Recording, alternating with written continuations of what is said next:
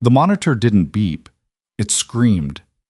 Three doctors stood frozen at the foot of the bed while a decorated Army colonel's vitals collapsed in real time, and not one of them moved fast enough. The room smelled like antiseptic and panic. Carts got knocked over. Someone shouted for a crash team. Someone else shouted over them. The chief surgeon barked orders that made no sense to anyone who'd ever actually watched a person die from what this man had. And then the hallway doors opened, and a woman in blue scrubs walked through. She wasn't running. She wasn't shouting. She moved the way people move when they've done this before.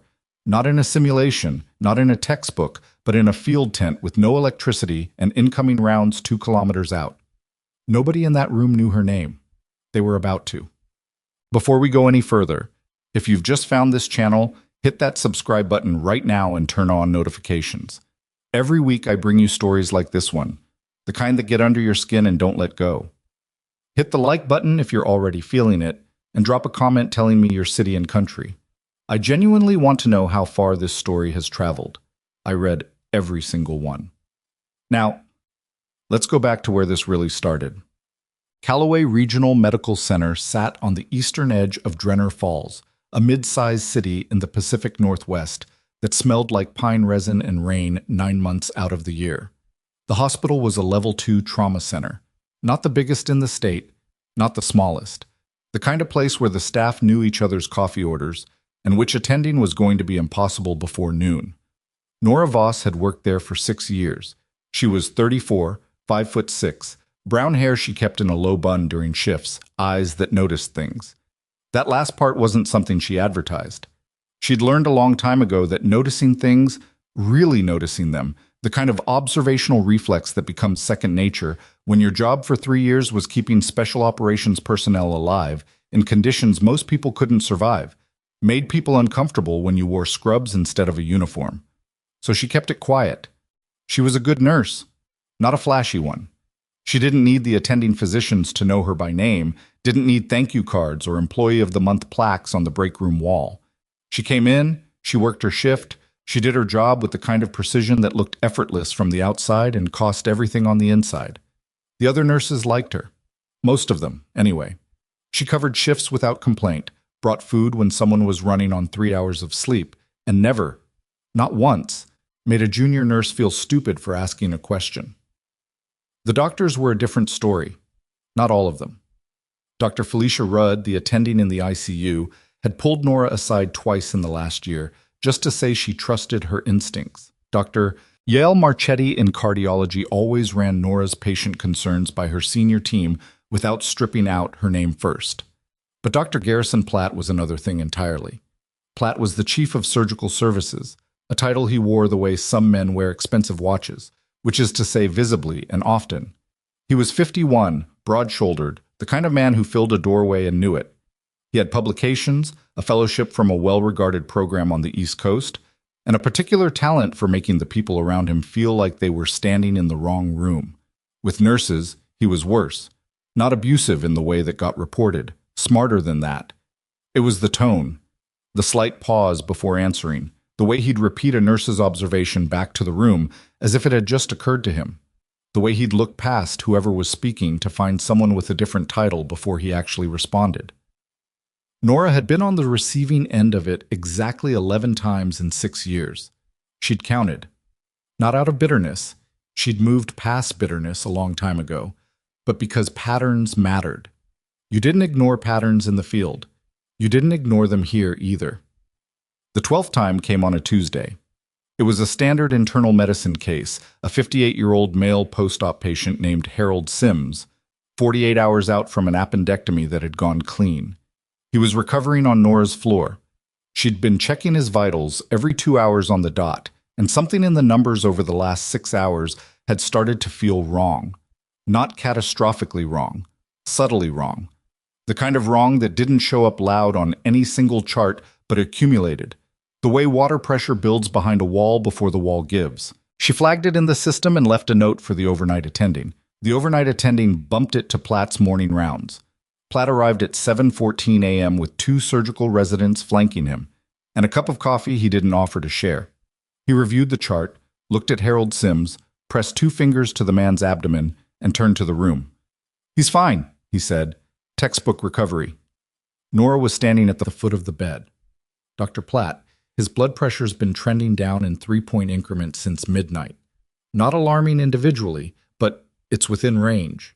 It's within range, but combined with the low-grade fever that started at 0400 and the change in his respiratory rate. Platt turned to look at her for the first time since he'd walked in. Not with anger, worse than anger, with the particular brand of patience a man uses when he's decided a conversation is beneath him. "What's your name?" It stopped her. Not because she didn't know the answer, but because he'd walked past her nursing station badge every day for 4 years. Nora Voss. "Nora!" He said it like he was filing it away under unimportant. "How long have you been a nurse?" 6 years. 3 at this facility. 6 years. He nodded slowly. "So you have 6 years of experience, and I have 23. And the chart is telling me this patient is in a textbook recovery window." He gestured to the residents. "Are we concerned?" The residents exchanged a look. One of them shook his head. "We are not concerned," Platt said. "Thank you for your diligence, Nora. That's what we need from our nursing staff. Vigilance. We'll handle the clinical decisions." He walked out. The residents followed. Nora stood at the foot of Harold Sims' bed for a moment. Harold was looking at her. He was awake. Had been the whole time. "He's always like that?" Harold asked. "I wouldn't worry about it," she said. "I'm not worried about it. I'm asking about you." She checked his IV line. "Get some rest, Mr. Sims."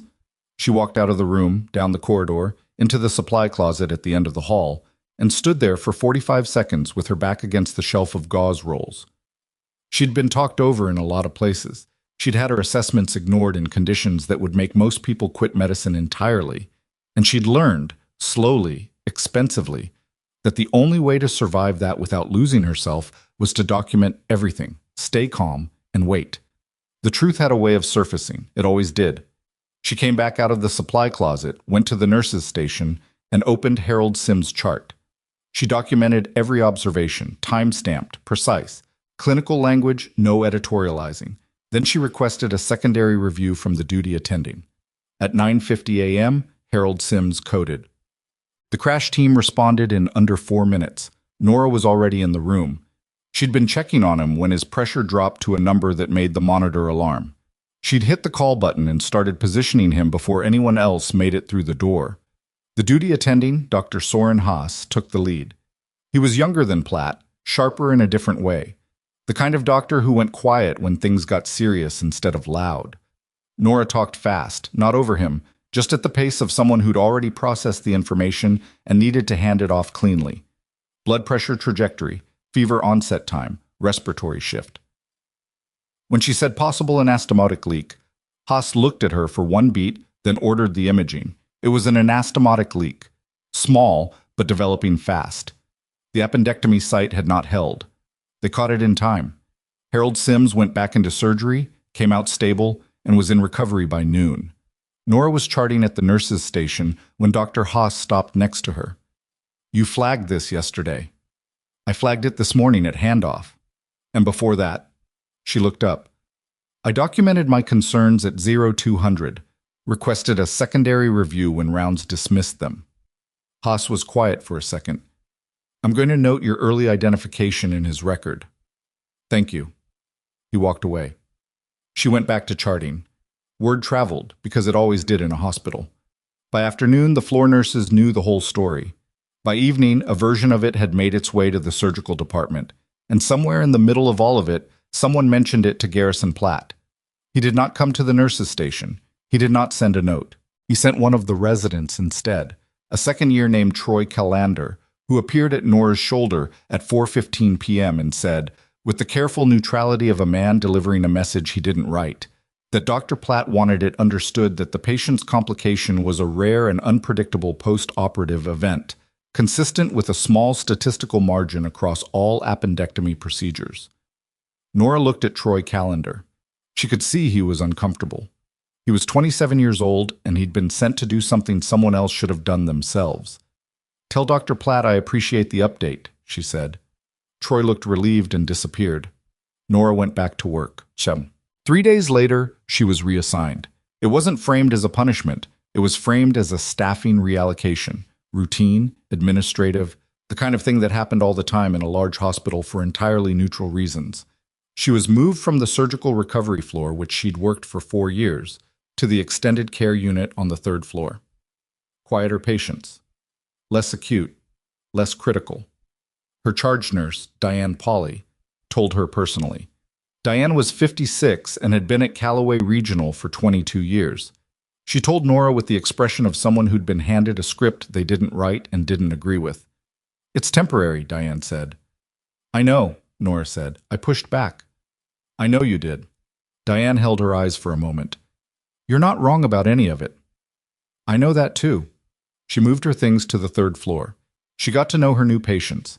She gave the same level of care she always had, because that was the only way she knew how to do the job. She didn't file a complaint. Not yet. She documented the reassignment. She documented the timeline. She kept her notes. The extended care unit had a long window at the end of the main corridor that looked out over the parking structure, and, past it, a narrow strip of mountains. On clear mornings, you could see the snow line.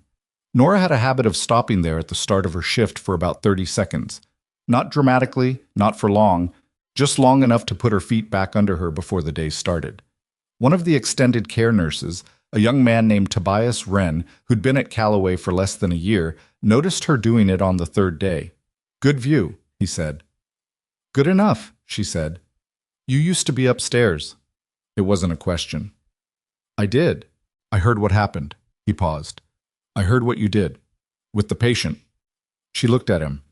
He was 25, maybe 26, with the kind of earnestness that either survived medicine or got burned out of it. She hadn't decided which way he was going yet. "You did your job," he said. "That's all it was." "That's all it ever is," she said. She walked to her first patient's room. 17 days after her reassignment, on a gray Thursday morning that smelled like the first edge of winter, Callaway Regional Medical Center received a priority transfer. The call came through emergency operations at 5:48 a.m. A military patient, active duty, high security classification, inbound from Mercer Air Reserve Station, 40 minutes north. The patient had presented at the base medical facility with symptoms that the base physician had identified as beyond their treatment capacity. The transfer had been authorized at a level that bypassed the normal administrative chain, meaning that someone with more authority than a hospital administrator had decided this patient was coming here, to this facility, today. By 6:15 a.m., the hospital's security posture had changed noticeably. 2 vehicles with federal plates were already in the lower parking structure. A man in a suit, not a doctor, not a hospital employee, was standing near the emergency bay entrance with an expression that communicated exactly nothing. Nora heard about it the way she heard most things on the 3rd floor, secondhand, through Tobias, who'd gotten it from a surgical floor nurse who'd gotten it from someone in the ER. She processed the information and kept doing her job. She had 3 patients that morning, 2 recovering from hip replacements, and 1 elderly woman named Miriam Pace who'd been admitted for a respiratory infection and who reminded Nora, for reasons she couldn't entirely articulate, of her grandmother's neighbor growing up. Miriam liked to talk. Nora let her. At 7:30 a.m., the military patient arrived. She felt it before she saw it. The hospital's energy shifted the way energy shifts when something important enters a space. More movement in the corridors. Voices pitched slightly lower. That particular institutional tension that hospitals develop when someone with power is watching. She was in Miriam's room, adjusting her oxygen flow, when she heard the elevator open at the end of the hall. She didn't look up. Miriam was talking about her grandson. He was applying to colleges. She was worried he'd pick somewhere too far away. "The good ones always want to go far," Miriam said. "That's not always a bad thing," Nora said. "Easy to say when you're not the grandmother." Nora smiled. "Fair." The elevator opened again. Footsteps in the corridor. More than one person, moving with direction. Not the shuffle of rounds. The deliberate pace of people with somewhere specific to be. They stopped outside Miriam's room. Nora turned.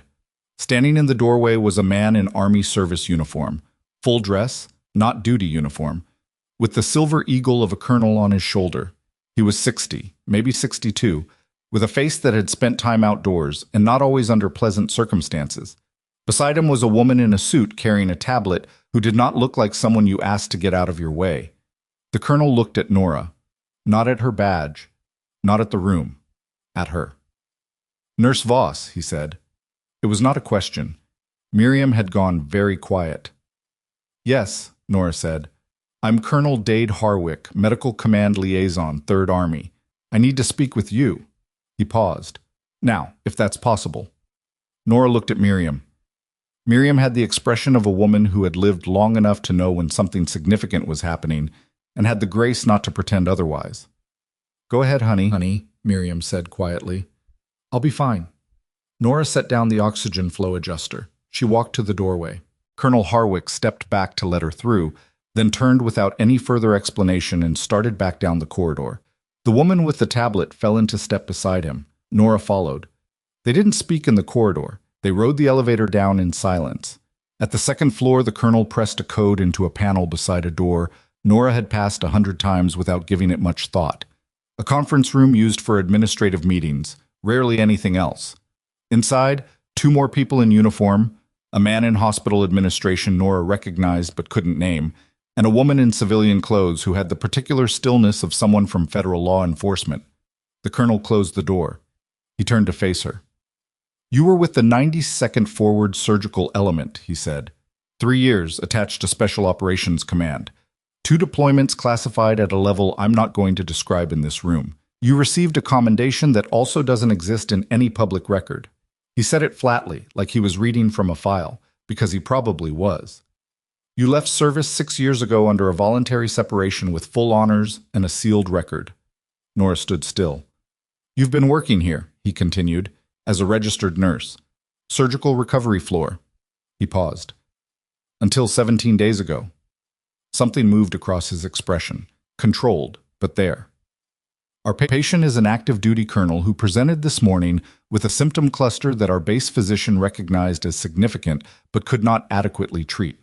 He's been stabilized, but his condition is complex and it's moving. He stopped. The medical team currently assigned to him has considerable credentials. They are also struggling. He looked at her directly. I've read your service record, what there is of it. He paused. I'm not here to conscript you or override your current employer. I'm here to ask. Nora held his gaze. Outside the conference room, somewhere 2 floors up, Callaway Regional Medical Center was going about its morning. Rounds. Medications. The shuffle and hum of a hospital running at capacity. She had 3 patients on the 3rd floor. Tobias could cover them for 30 minutes. Miriam would talk to herself if she had to. Tell me the symptom presentation, she said. The colonel glanced at the woman with the tablet. The woman opened a file. And Nora Voss listened, the way she'd learned to listen a long time ago, in places that no longer appeared on any official map, with everything she had. The file had 3 pages. Nora read all of them in 4 minutes. She read them the way she'd been trained to read a casualty report, not word by word, but in passes, pulling the architecture first, then the details, then the anomalies. And there were anomalies. Enough of them that by the time she turned the last page, something in her chest had gone very still. The patient was Colonel Reeve Maddox, 57 years old, 29 years of active service, currently assigned to a classified logistics command out of Mercer Air Reserve Station. His base physician had flagged him at U310 that morning with a presentation that had started 2 days prior as what looked like a severe upper respiratory infection, the kind of thing that gets a soldier sent back to barracks with fluids and told to sleep it off. But by 0200 this morning, Maddox had deteriorated in a direction that didn't fit the original picture. Fever spiking irregularly. Confusion intermittent but worsening. Blood pressure swinging in a range that suggested autonomic instability. And then, the detail that had made the base physician pick up the phone at YO300 and call up the chain, a petechial rash across the upper chest and neck that had appeared in under 2 hours. Nora looked up from the file. When did the rash present? She asked. The woman with the tablet, her name, she'd said at the start, was Agent Sable Morrow, and she had the tone of someone who measured information in grams, checked her notes. Base physician documented it at 0218. Patient arrived here at 0647. So roughly 4.5 hours ago. Correct. And the current treatment plan?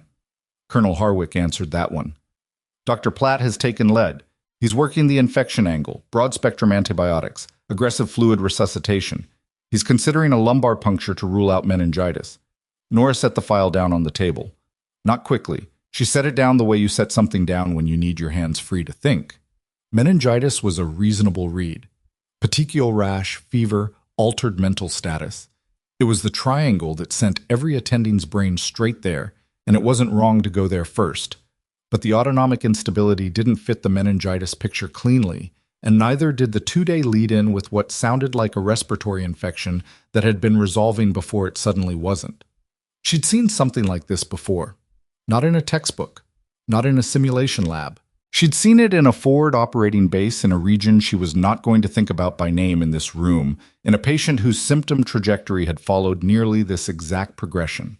The misleading early phase, the apparent stabilization, then the sharp deterioration that looked like one thing and was another. "Is he on the second floor?" she asked. "Room 214, Harwick said. "Has anyone run a tick-borne panel?" Silence. Not the silence of people who didn't understand the question. The silence of people who hadn't thought of it. Harwick looked at Morrow. Morrow looked at her tablet. Neither of them answered immediately, which was an answer. "Anaplasmosis," Nora said. "The rash pattern, the autonomic component, the biphasic presentation, the initial improvement before the drop. It's not textbook anaplasmosis, but it's close enough that it shouldn't be ruled out before you commit to a lumbar puncture." She paused. "Has he had any outdoor exposure in the last 3 weeks? Camping, field operations, training exercises in a wooded or high-grass environment?" Harwick looked at Morrow again. This time something moved between them. "He ran a field assessment exercise at Briar Ridge Training Area 12 days ago, Morrow said slowly. 4 days in the field." Nora picked the file back up. "I need to see his current labs, whatever was drawn this morning." Harwick said, "I can make that happen. And I need to see him." Another pause, shorter this time. "That may require some navigation," Harwick said carefully. She understood what he was not saying. "Dr. Platt's team. He's not aware that we've consulted you." Nora absorbed that. It was almost funny, in the particular exhausted way that things were funny when they kept being the same thing in different packaging. She was in a conference room 2 floors below a critically ill patient, being asked for her medical judgment by a military colonel who was simultaneously telling her that the physician currently treating that patient didn't know she was being asked. "Can you get me into that room?" she said. "Yes," Harwick said. No hesitation this time. "Then let's go." Room 214 was on the opposite wing from where Nora had spent 4 years of her career, but she knew the layout. She'd floated to the second floor twice during staff shortages. She knew where the supply alcoves were, which corridor looped back on itself, and which elevator opened closest to the nurse's station. She also knew, the moment she turned the corner into the 200 corridor, that Garrison Platt was in the building. His voice traveled. It always had. He was outside room 214, not in it, standing with 2 residents and a man in a suit she didn't recognize, speaking in the low but carrying register of someone who was used to being listened to in corridors. He didn't see her coming. She had about 6 seconds. She used them to look through the glass panel in room 214's door. Reeve Maddox was in the bed. He was a big man, or had been, before whatever this was had pulled 20 pounds off him in what looked like 48 hours. His coloring was wrong. Not pale. Grayish. The specific gray of a body that was spending too much energy on too many things at once. There was a nurse at his side adjusting a line. The monitor above the bed showed a pressure that had dipped below where Nora wanted it. She pushed the door open. The nurse inside, a man she didn't recognize, probably from a different floor reassigned for the case, looked up fast. "Excuse me, this room is restricted." "I know." She was already moving to the monitor. "What's his last pressure?" "Who are you?" "Nora Voss, 3rd floor nursing. I've been asked to consult." She scanned the monitor. Systolic at 88. Heart rate 106 and irregular. "When did the pressure drop below 90? "It's been trending. It was 94 about 20 minutes ago." The door opened behind her. She didn't turn around. She already knew. "What the hell is this?" Platt's voice. Not a question. A wall going up. She turned. He was standing in the doorway, both residents visible behind him, plus Harwick, who had apparently moved faster than she expected. Platt's expression was the expression of a man who had walked into a room expecting to find it the way he'd left it. "Dr. Platt," she said, "his systolic is at 88. He needs a pressure support decision in the next few minutes." Platt's jaw tightened. He looked from her to Harwick and back. "Why is a third-floor nurse in my patient's room?" "I asked her to be here," Harwick said from the doorway. "With respect, Colonel, this is my patient and this is my facility. With respect, Doctor, this patient is a colonel in the United States Army, and his care falls under a medical command protocol that supersedes standard facility hierarchy in cases of classified patient status." Harwick said it without raising his voice. "Nurse Voss has been consulted under that protocol." Platt stared at him. Then he looked at Nora. She had watched that look before. Not from him specifically, but from men who wore authority like a second skin and were genuinely startled when it didn't work on someone. He was recalibrating. She could see it happening. He wasn't going to leave the room, and he wasn't going to defer, but he also wasn't going to make the next move until he understood what he was dealing with. "His pressure," she said again, not loudly. "We can sort the rest out after." A beat. Platt moved to the monitor. He looked at the numbers. Something shifted in his face. The clinical part of him reasserting itself over the hierarchical part, which was, she supposed, the best she could say about him. "I'm aware of the pressure," he said, his voice about 10 degrees cooler. "We're titrating the fluids." "The fluids may not be the right answer if the underlying mechanism is autonomic." She kept her voice even. "Has the tick-borne panel come back?" "We ordered a tick-borne panel?" He said it to the residents. One of them, the shorter one, female, second year by the look of her, checked her tablet quickly and said, "It's in the queue. Not resulted yet." "We should prioritize that result," Nora said. Platt turned to her fully. "Based on what clinical reasoning?" "The biphasic presentation. 2 days of apparent upper respiratory illness, apparent partial recovery, then rapid deterioration with autonomic instability, and a petechial rash that appeared in under 2 hours. It's not a textbook tick-borne presentation, but the combination of those factors with confirmed recent outdoor field exposure in a tick-endemic region makes anaplasmosis a differential that needs to be either confirmed or ruled out before we commit to a direction." Silence in the room. The monitor beeped steadily. Maddox made a sound, not a word, just a sound, and moved his head slightly against the pillow. Platt looked at the monitor. He looked at the patient. He looked at Nora with an expression she couldn't entirely read, somewhere between irritation and the very early stages of something else. "It's a reach," he said. "It might be," she said. "But it's a fast test and the treatment is doxycycline, which isn't going to hurt him if we're wrong." Another beat. "Pull the tick panel to priority," Platt said to the residents, "and get ID on the phone." He walked out. Nora stayed, not because anyone asked her to, because Maddox's pressure was still hovering in a range she didn't like, and the nurse assigned to him was competent but clearly rattled by the shift in the room's energy, and she'd learned a long time ago that a patient whose numbers were moving in the wrong direction needed someone at the bedside who could make a decision in the seconds before a physician could be reached. She pulled a chair to the side of the bed. Maddox's eyes were open. Not fully. Halfway, the heavy-lidded awareness of someone who was conscious but burning enormous amounts of energy just to stay there. "Colonel Maddox," she said. His eyes moved toward the sound. "I'm Nora. I'm a nurse. I'm going to stay with you for a bit." His lips moved. She leaned closer. "Loud," he said, very quietly. She almost smiled. "The hallway was a little loud. I apologize for that." "Not you."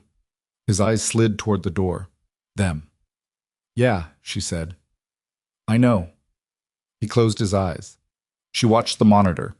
The assigned nurse, his name, she learned, was Patrick Sorrell, stayed on the opposite side of the bed, and after about 10 minutes he said quietly, "You used to be upstairs?" "I did. I heard about the Sims case." "Small hospital," she said. "You think you're right about this one?" She looked at the monitor. Maddox's pressure had ticked up 2 points in the last few minutes. Small, maybe meaningless, maybe not. "I think the data supports it," she said. "Whether I'm right depends on what the lab says." Patrick nodded. "What do we do in the meantime?" "We watch him," she said, "and we don't let his pressure drop below 85 without calling it." "Oh, The tick-borne panel came back at 11:42 a.m., positive for Anaplasma phagocytophilum. Nora was still in room 214 when the result hit the system. She saw it on the bedside terminal a few seconds before Platt's residents came through the door at a pace that meant they'd been told to move fast. The shorter resident, her name, Nora had gathered from corridor conversation, was Dr. Priya Anand, came to the bedside, looked at the result, and then looked at Nora with an expression that was too professional to be openly surprised, but not professional enough to hide it completely. "It's positive," Anand said. "I see that. Dr. Platt is being notified." "Good." Anand hesitated. She was 28, maybe 29, and she had the look of someone who was several years into learning how to hold two things at once, what she'd been trained to believe and what she was actually watching happen in front of her. "You called it," Anand said.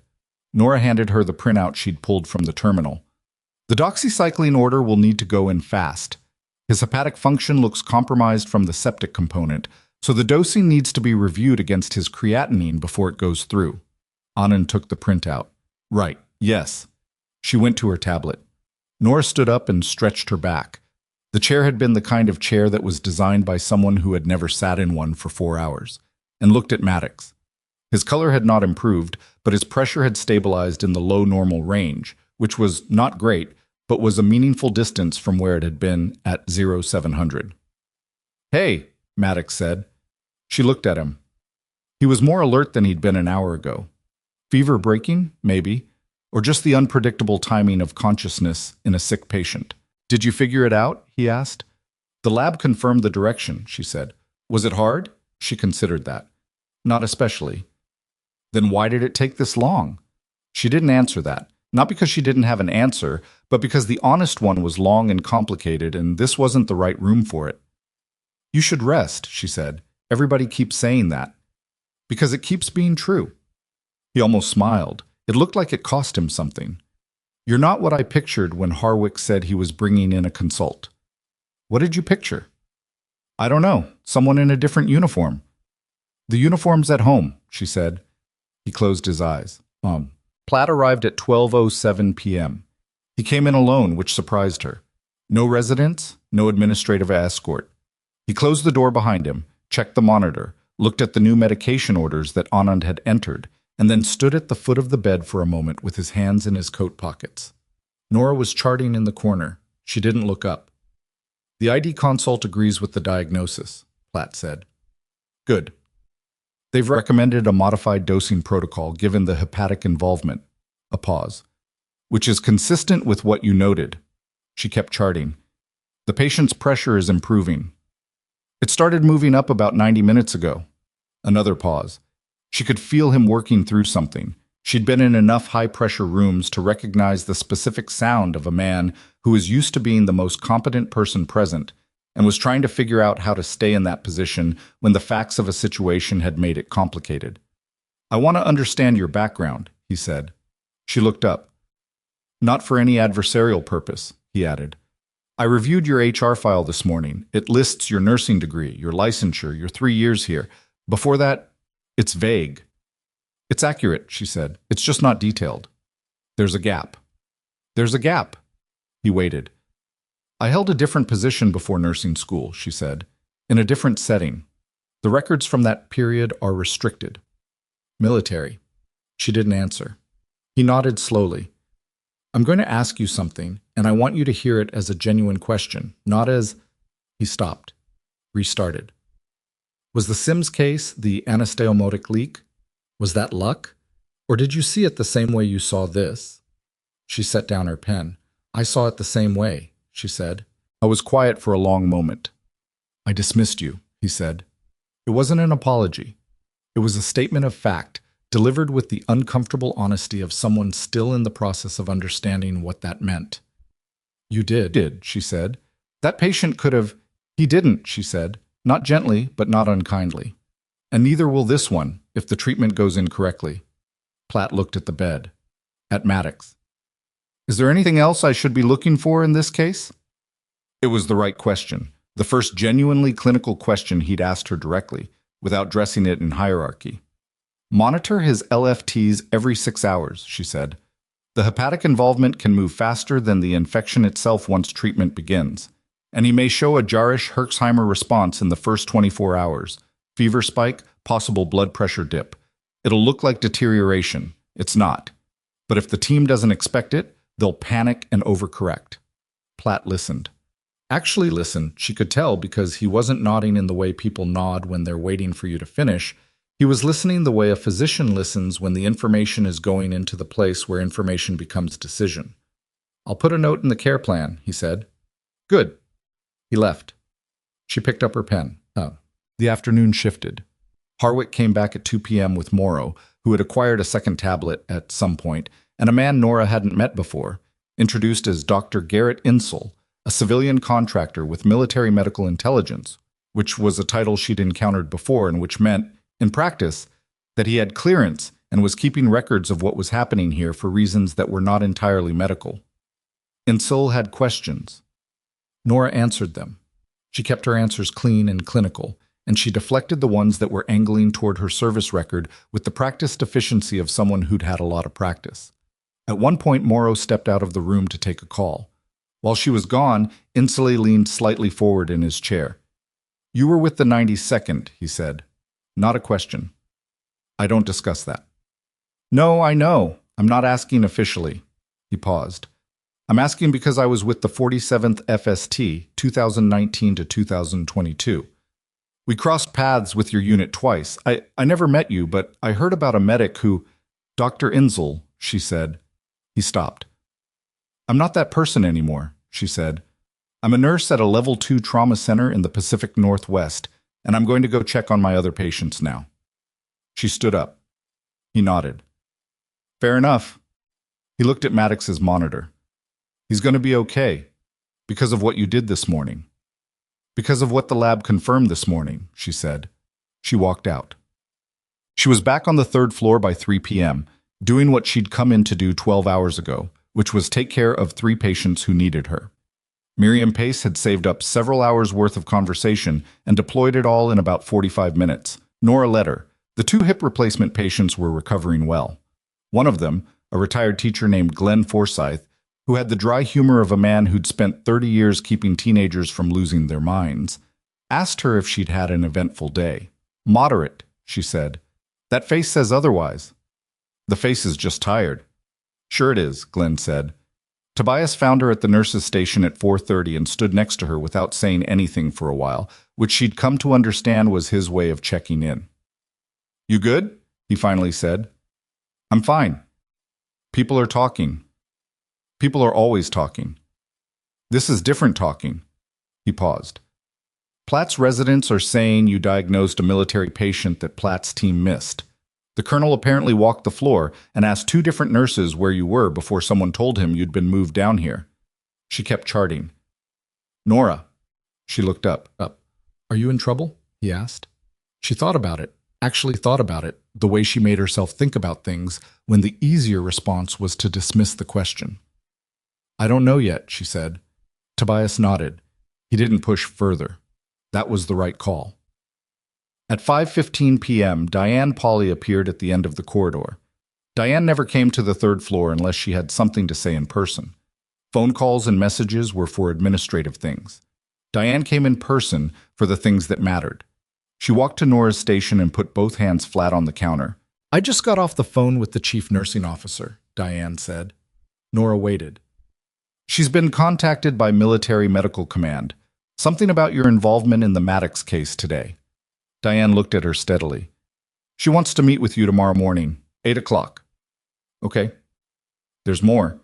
Diane's expression was careful. Not worried exactly, careful. She also got a call from the hospital's legal office, and another one from Garrison Platt. The air in the corridor went very still. "What did Platt say?" Nora asked. Diane held her gaze for a moment. "He said he wants to review the circumstances under which you entered a restricted patient's room without authorization from the attending physician." Diane paused. "He's calling it a protocol violation." Nora looked down at the counter.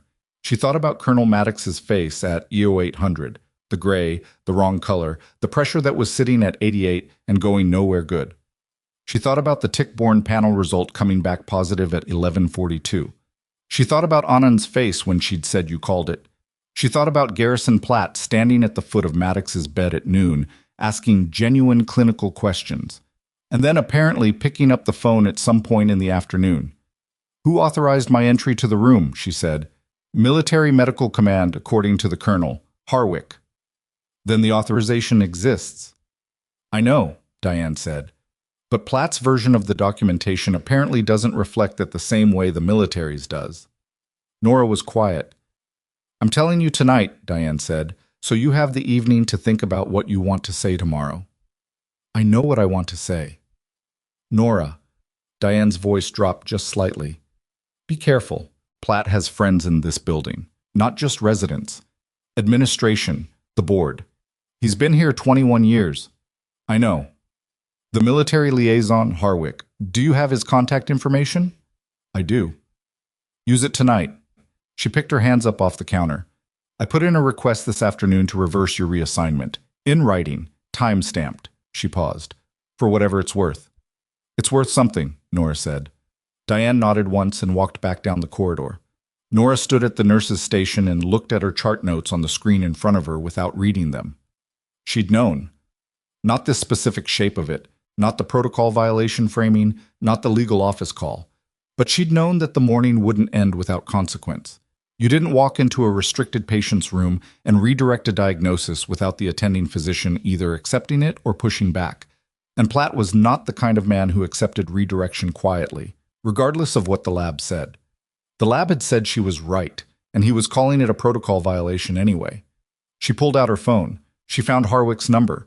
He'd written it on the back of a business card and handed it to her when they'd left the conference room, with the brief economy of a man who understood that this might not be the last time they spoke today. She stared at the number. Through the window at the end of the corridor, the sky over Drenner Falls had gone the particular shade of dark purple that happened in October just before the clouds closed in. The mountains she usually watched in the morning were gone behind weather. The parking structure was all amber lights and wet pavement.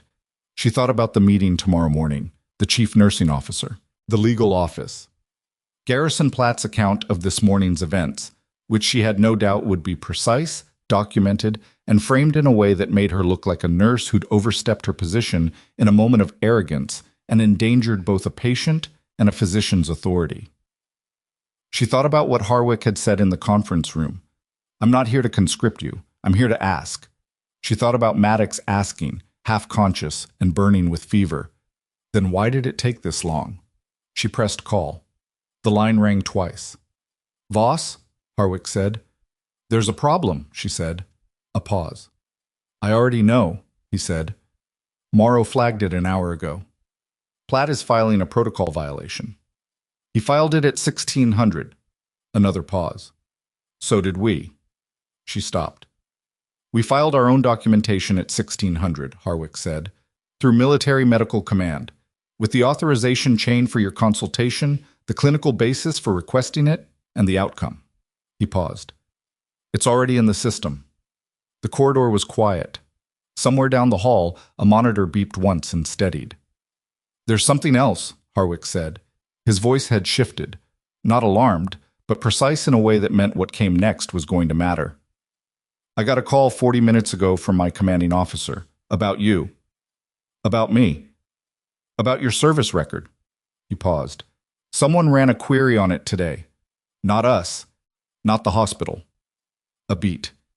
"We're trying to determine who pulled the request." Her hand tightened slightly around the phone. That's a restricted record," she said.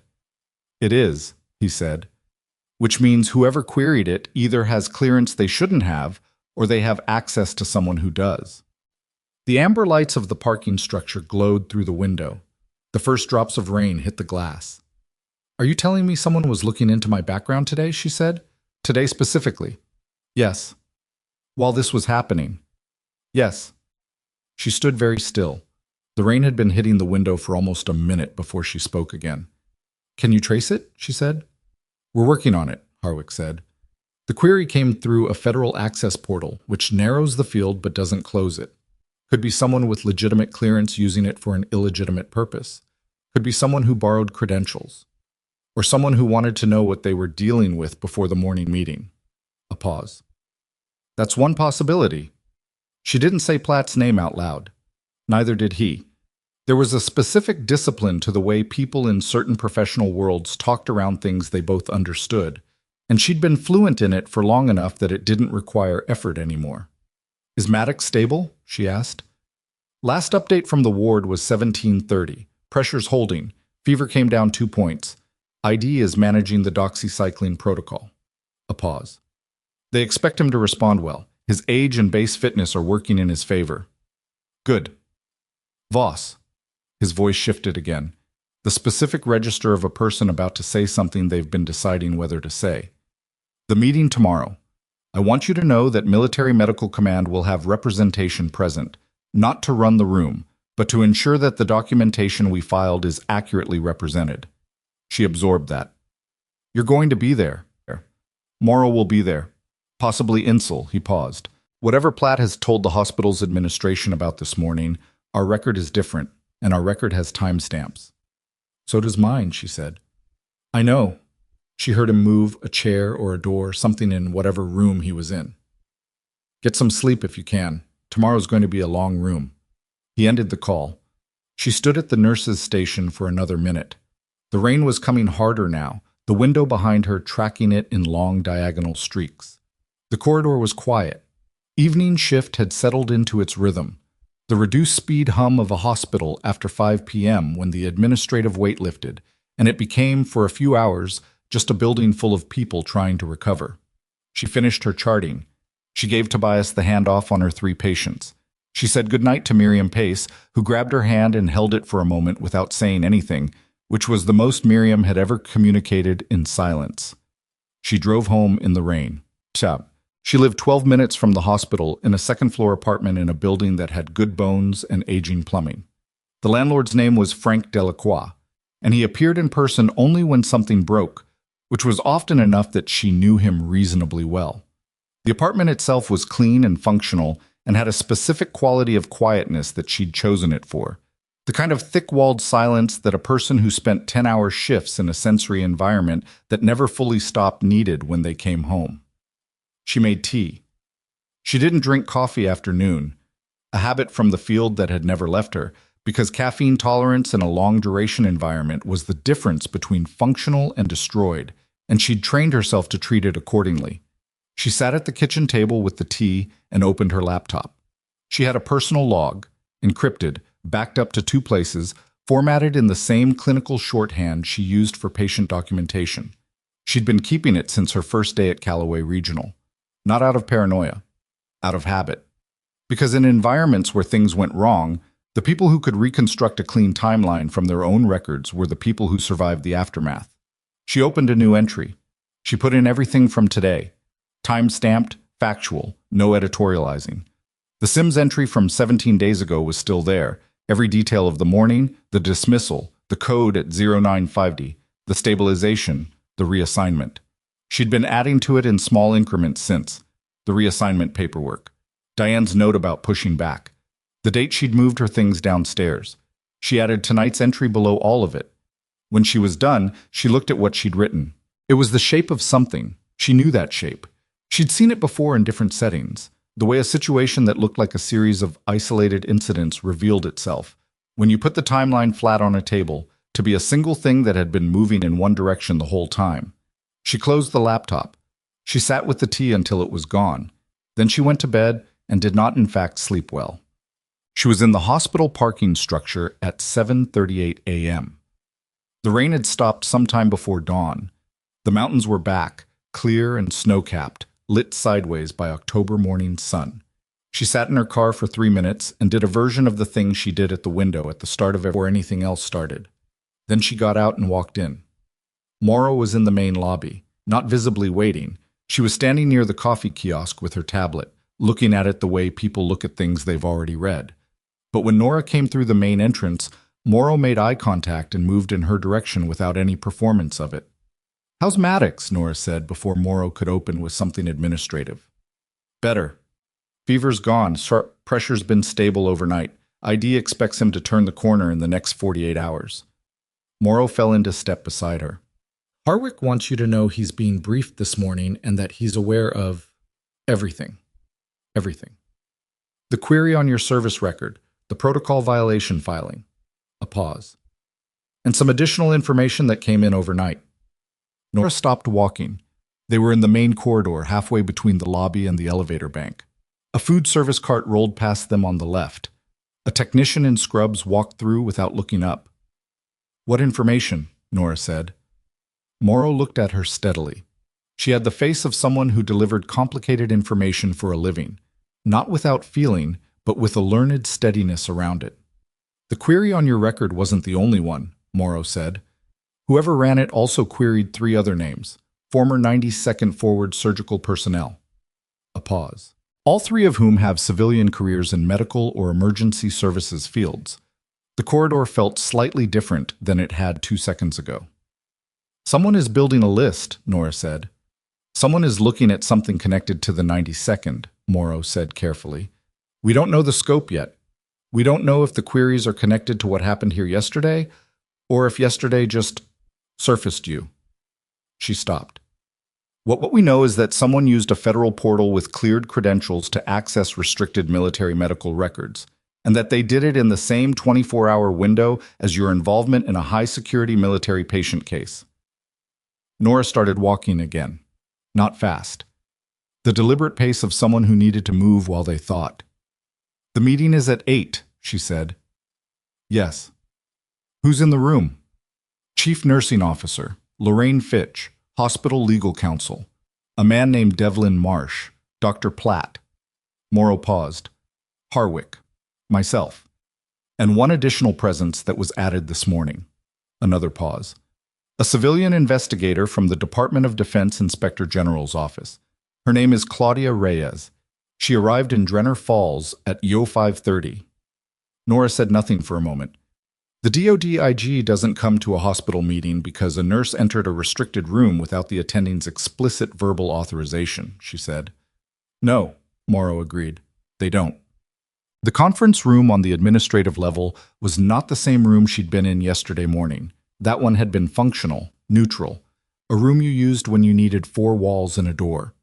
This one was the kind of room hospitals used for board presentations and accreditation reviews, with a long oval table and chairs that had been expensive 20 years ago and were holding up only moderately.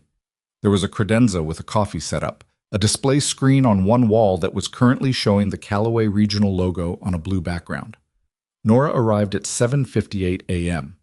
Platt was already there, at the far side of the table, with a man beside him who had the groomed, careful appearance of someone paid to manage situations rather than understand them, legal counsel, by the look of him. Platt met her eyes when she came in. His expression was composed. Whatever he'd been calculating overnight, he'd arrived at a position and he was standing in it. Lorraine Fitch, the chief nursing officer, was a woman in her late 50s with short gray hair and reading glasses that she took on and off in a way that communicated, more than anything else, that she was genuinely listening to what was happening in a room rather than managing her own position in it. Nora had met her 3 times in 6 years, each time, briefly, positively. She was the kind of administrator who'd come up through clinical work, which was rarer than it should have been. Harwick came in at 8:01 with Morrow, and a man Nora hadn't met, compact, early 50s, in civilian clothes that had a former military quality to the way they were worn. He introduced himself to the room as Warren Blatch, DoD Inspector General's office. No one introduced Claudia Reyes separately, because Reyes, it turned out, was a small woman in her mid-40s already seated at the end of the table with a closed notebook in front of her, who said her name once and then did not speak again for a long time. Fitch opened the meeting. She was efficient about it. The circumstances of the previous day's events, as she framed them: a high-security military patient transferred to Callaway Regional, a consultation requested by Military Medical Command, a clinical outcome that was by all accounts positive, and a set of documentation questions that needed to be reconciled before the facility could close its records on the incident. Platt's counsel, his name, Nora gathered from an early exchange, was Derek Cass, spoke next. His version of the morning was precise and not exactly dishonest, which made it more effective than if it had been a fabrication. He acknowledged the positive patient outcome. He acknowledged that Nurse Voss's identification of the tick-borne differential had been accurate. What he challenged was the pathway. Specifically, the question of whether military medical command had the authority, within the hospital's own operational framework, to authorize a staff member from an unrelated floor to enter a restricted patient room and offer clinical direction to the attending physician without that physician's explicit consent. It was a process argument, a real one. She'd known it would be.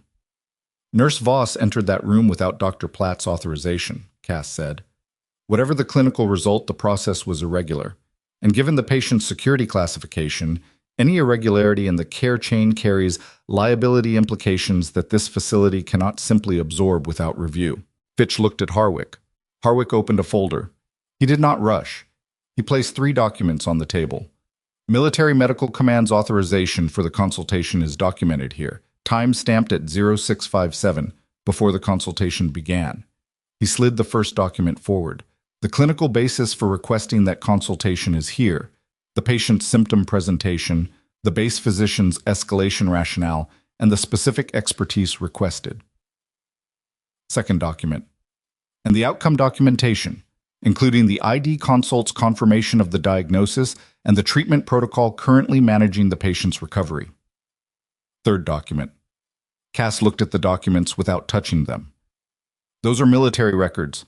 They fall under a different documentation framework than the hospital's own protocols. They don't override the hospital's framework, Harwick said. They exist alongside it. The authorization chain is intact. From the military side, not from the facilities side. Lorraine Fitch put her glasses on. She picked up Harwick's first document. She read it. The room was quiet. Nora kept her hands flat on the table. Colonel Harwick, Fitch said, still looking at the document. When you authorized Nurse Voss's consultation, were you aware that Dr. Platt was the attending physician of record? Yes. Did you inform him prior to Nurse Voss entering the patient's room? A pause. Honest pause. I informed him when I entered the room with Nurse Voss, not before. Fitch nodded. She put the document down. She looked at Platt for the first time since the meeting started. Dr. Platt, when you arrived at room 214 and found Nurse Voss present, what was the patient's blood pressure? Platt's jaw moved slightly. 88 systolic. And when Nurse Voss left the room at... Fitch checked her notes. Approximately 14:30, what was the patient's blood pressure? A longer pause. 96 systolic, trending up. And the diagnosis that the tick-borne panel confirmed. It confirmed anaplasmosis. Yes. Which Nurse Voss suggested as a differential at approximately 07.5 this morning. She raised it, yes. Before the panel was ordered. Before the panel was resulted. The panel was in the queue. But not yet ordered as a priority, Fitch said. Cass interjected. Dr. Fitch. Fitch, Fitch corrected without effect. I'm a nurse by training, not a physician. Cass adjusted. Ms. Fitch, the point isn't whether Nurse Voss's clinical instincts were correct. The point is whether the process, Fitch said, produced a live patient. She set her glasses down. I want to understand the process concerns. I do. And we're going to need to develop a protocol for how military consultation authorizations interact with our attending physician chain going forward. That's a real gap, and it needs addressing. She paused. But I'm also looking at the complete picture, and the complete picture includes the fact that 17 days ago, a documentation concern raised by this same nurse was dismissed, a patient deteriorated as predicted, and Nurse Voss was subsequently moved to a different floor. She looked at Platt. I reviewed the Sims case this morning. Platt said nothing. The reassignment, Fitch said, was processed through your office. Through staffing, Platt said. It was a staffing decision. The request originated from your office. At 1800, the day the Sims patient was returned to surgery. Fitch's voice was not raised. It was the voice of someone who had spent 30 years in a profession where staying level when things got serious was not optional. I want to understand the clinical basis for that reassignment. It was the clinical basis, Dr. Platt. Silence. Claudia Reyes, at the end of the table, opened her notebook.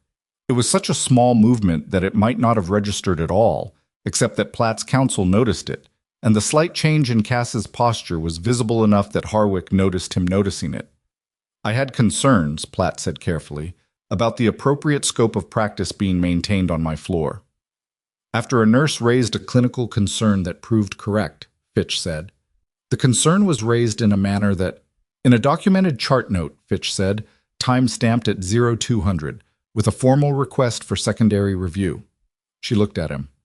I read the documentation this morning, all of it, hers and yours. The room shifted, not dramatically. Nothing in that room was going to be dramatic. It was too controlled for that, too many people with too much professional discipline.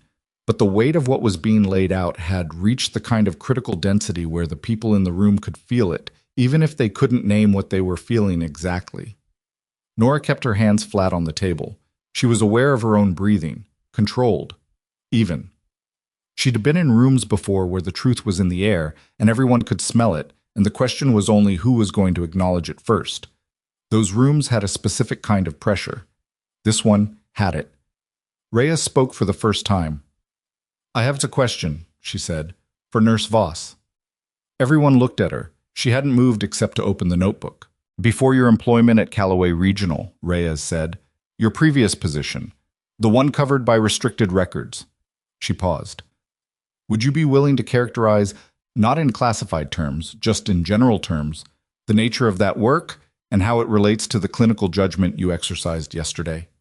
Nora looked at her. Reyes's face was open, not friendly exactly. She didn't have a friendly face. She had an attentive one, but not aggressive. She was asking because she wanted the room to hear the answer. I served in a medical capacity in high-stress, resource-limited environments, Nora said. The cases I managed required rapid differential diagnosis under conditions where imaging, laboratory infrastructure, and specialist consultation were typically not available. Pattern recognition and clinical history were the primary diagnostic tools. She paused. The presentation I observed yesterday in Colonel Maddox was consistent with a pattern I'd seen in a field context. The laboratory confirmed it. Reyes wrote something. How many patients would you estimate you managed over that period? Reyes asked. In the position specifically, 3 years, 2 deployments, variable caseload, somewhere between 400 and 600 individual cases. Not all acute, but a significant portion were. Reyes nodded. Platt was looking at the table. 400 to 600 cases, Reyes said, not to anyone in particular. In field conditions, without imaging or lab support. She closed her notebook. Over the same period, a hospital-based physician working in a high-volume trauma center would typically see, she looked at the ceiling for a moment, fewer, with significantly more equipment. She looked at Platt. Not a criticism, just a contextual observation. The silence after that was a particular kind of silence.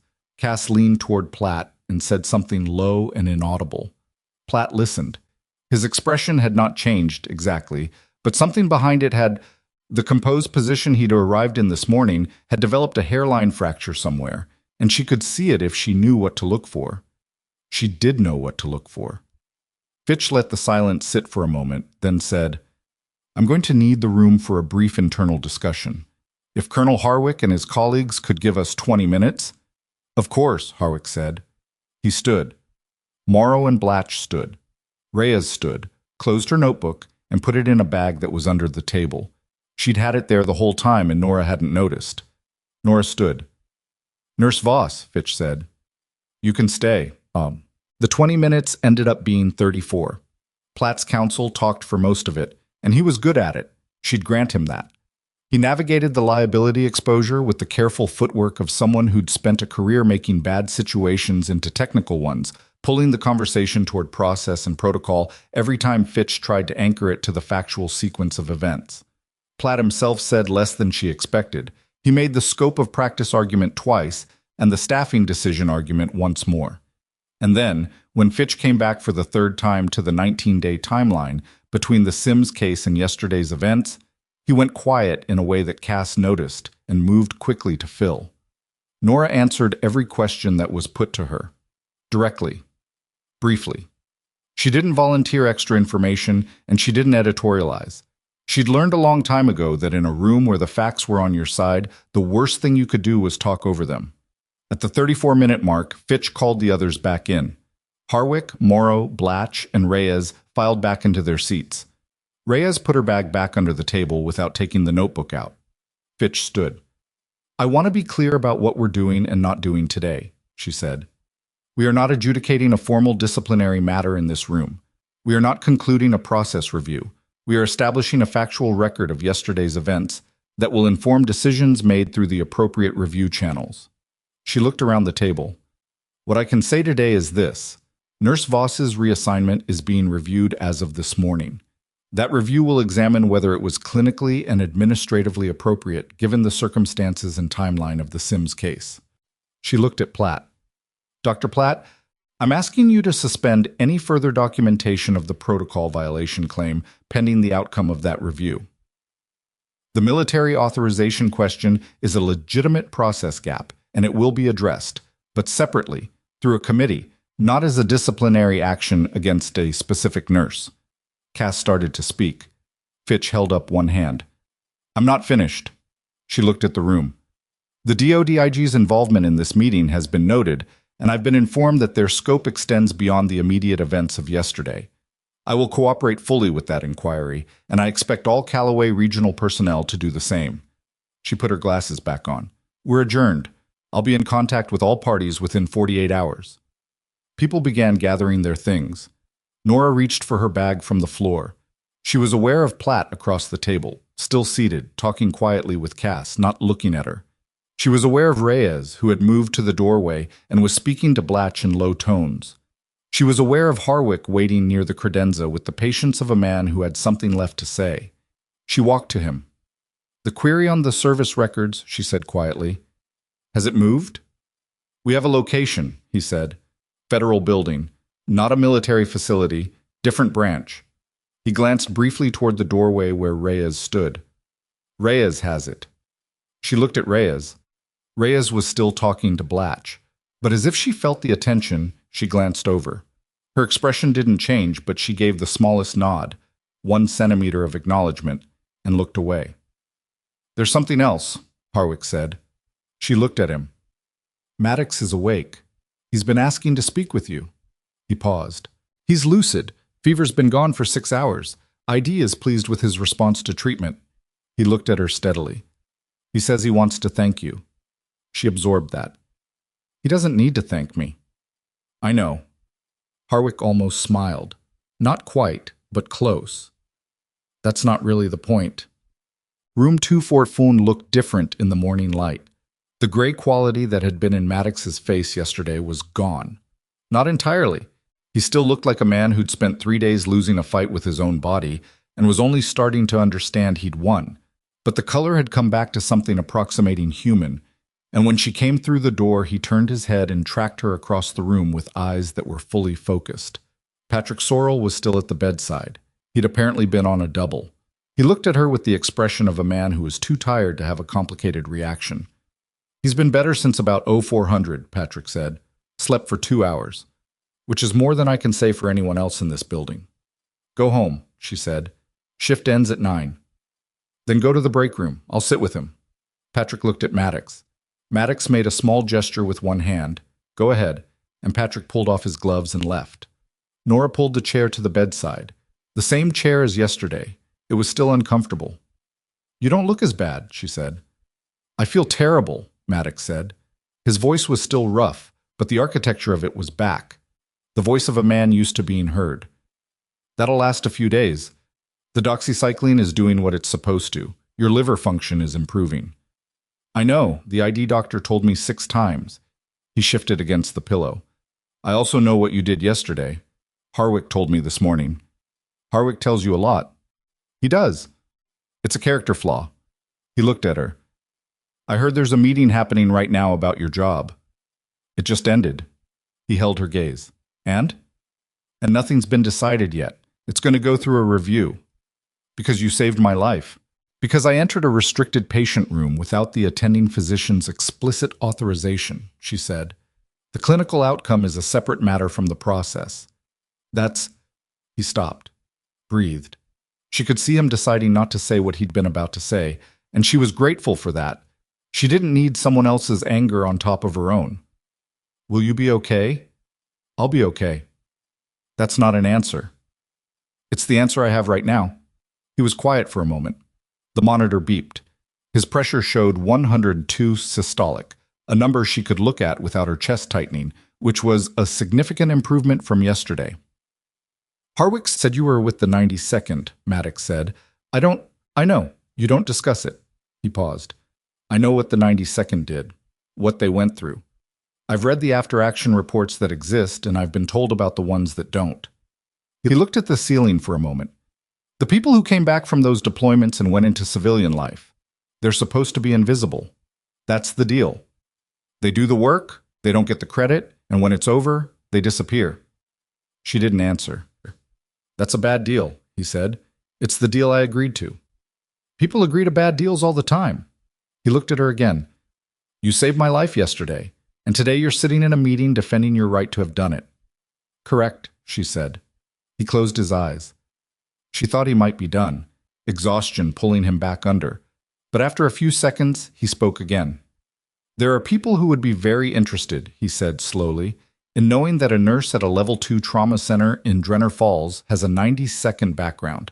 He paused. People above my pay grade. People seem to already know, she said. Someone queried my record yesterday. His eyes opened. We don't know who yet, she said. The IG's office is looking at it. She held his gaze. Does that mean something to you? He didn't answer immediately. Not because he didn't have an answer. She could see him working through whether to give it. There's been, he said carefully, a conversation at a level I'm not fully cleared for, about former 92nd personnel in civilian fields, about what they know and where they are. He stopped. I don't know the full shape of it, but the fact that someone queried your record the same day you surfaced in a high-profile case doesn't feel like coincidence, she said. No, he said, it doesn't. The monitor beeped. Down the hall, somewhere past the door, a cart rolled by and stopped. Then a sound that wasn't the cart. Voices, multiple, overlapping, the specific pitch of a situation developing faster than protocol accounted for. A door. Running feet. Patrick Sorrell came back through the door at almost a sprint. There's a situation at the nurses' station, he said. They're asking for you. What kind of situation? A woman just showed up. She says she's from the DOD, but she's not the one who was in the meeting. He stopped. She's asking specifically for Nurse Voss, and she has 2 men with her. He held her eyes. Nora. She's not from the IG's office. Nora stood. Where's Harwick? She said. I don't know. I've been in here. She looked at Maddox. He was already reaching for the call button on his bed rail. Not for a nurse, she realized. For something else. Some other channel she didn't have access to. Go, he said. I'll make a call. She was already through the door. The nurse's station was 40 feet down the corridor. She could see it from here. The cluster of staff who'd stopped what they were doing, the 3 figures on the other side of the counter, and the woman at the center of them, who was not in federal agent clothing and was not carrying a visible badge and was not behaving the way DOD personnel behaved when they arrived at a facility through official channels. She was standing at the counter with the specific stillness of someone waiting for something to come to them. And when Nora came around the corner, the woman looked directly at her. Not at the station, not at the staff, at her. And smiled. The smile was wrong. Not wrong in the way of someone who was nervous or performing warmth they didn't feel. Wrong in the way of someone who had already decided how this was going to go and was enjoying the knowing of it. It was a controlled expression, calculated. The smile of someone who had rehearsed the room before walking into it. The woman was mid-40s, dark hair pulled back, wearing a blazer over a collared shirt that was professional enough to read as official without being official enough to confirm anything. The 2 men with her were positioned at angles that were not quite flanking but were not quite casual either. One of them had his hands clasped in front of him. The other had his hands in his jacket pockets, which was the one that bothered her. Nora walked to the counter. She kept her pace even. She kept her face neutral. She'd learned that specific neutrality in a different life. The expression of someone who was processing and concealing the processing simultaneously. And it came back like muscle memory, the way things did when they'd been trained into the body rather than just learned by the mind. Nurse Voss, the woman said. That's me. My name is Petra Holst. She produced a badge wallet with the smooth efficiency of someone who'd produced it many times.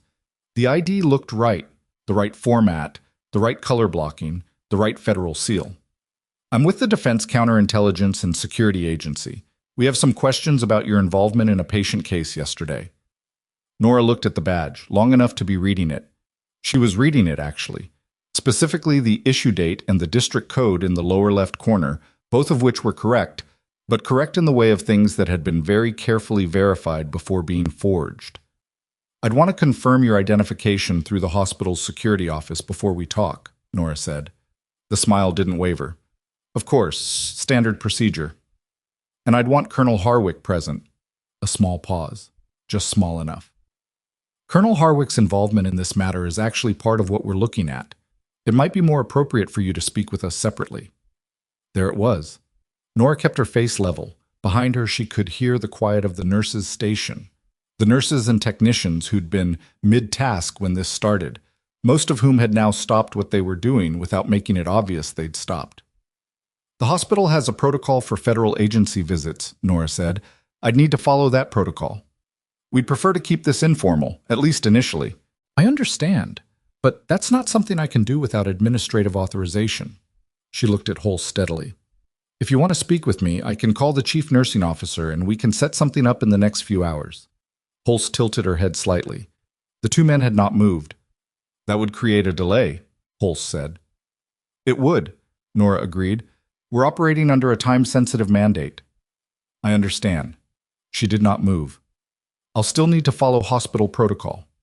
The second man, the one with his hands in his pockets, shifted his weight, just slightly. She clocked it without looking directly at him. Holst looked at her for a moment with an expression that had lost the warmth of the smile and become something else entirely. The look of someone recalculating in real time. All right, Holst said. She clicked the badge wallet shut. We'll wait. I'll let the security desk know you're here, Nora said. If you want to take a seat in the main lobby, someone will come to you. She turned and walked back down the corridor without hurrying. She went to Maddox's room first.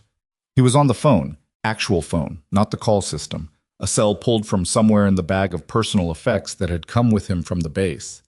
He looked at her when she came in and held up one finger. Confirmed, he said into the phone. Yes.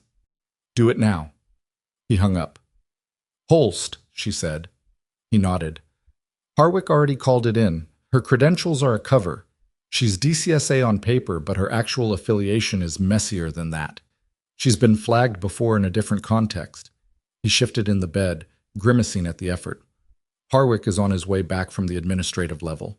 Reyes is already making calls. She's looking for me specifically, Nora said. She tried to separate me from Harwick. I know.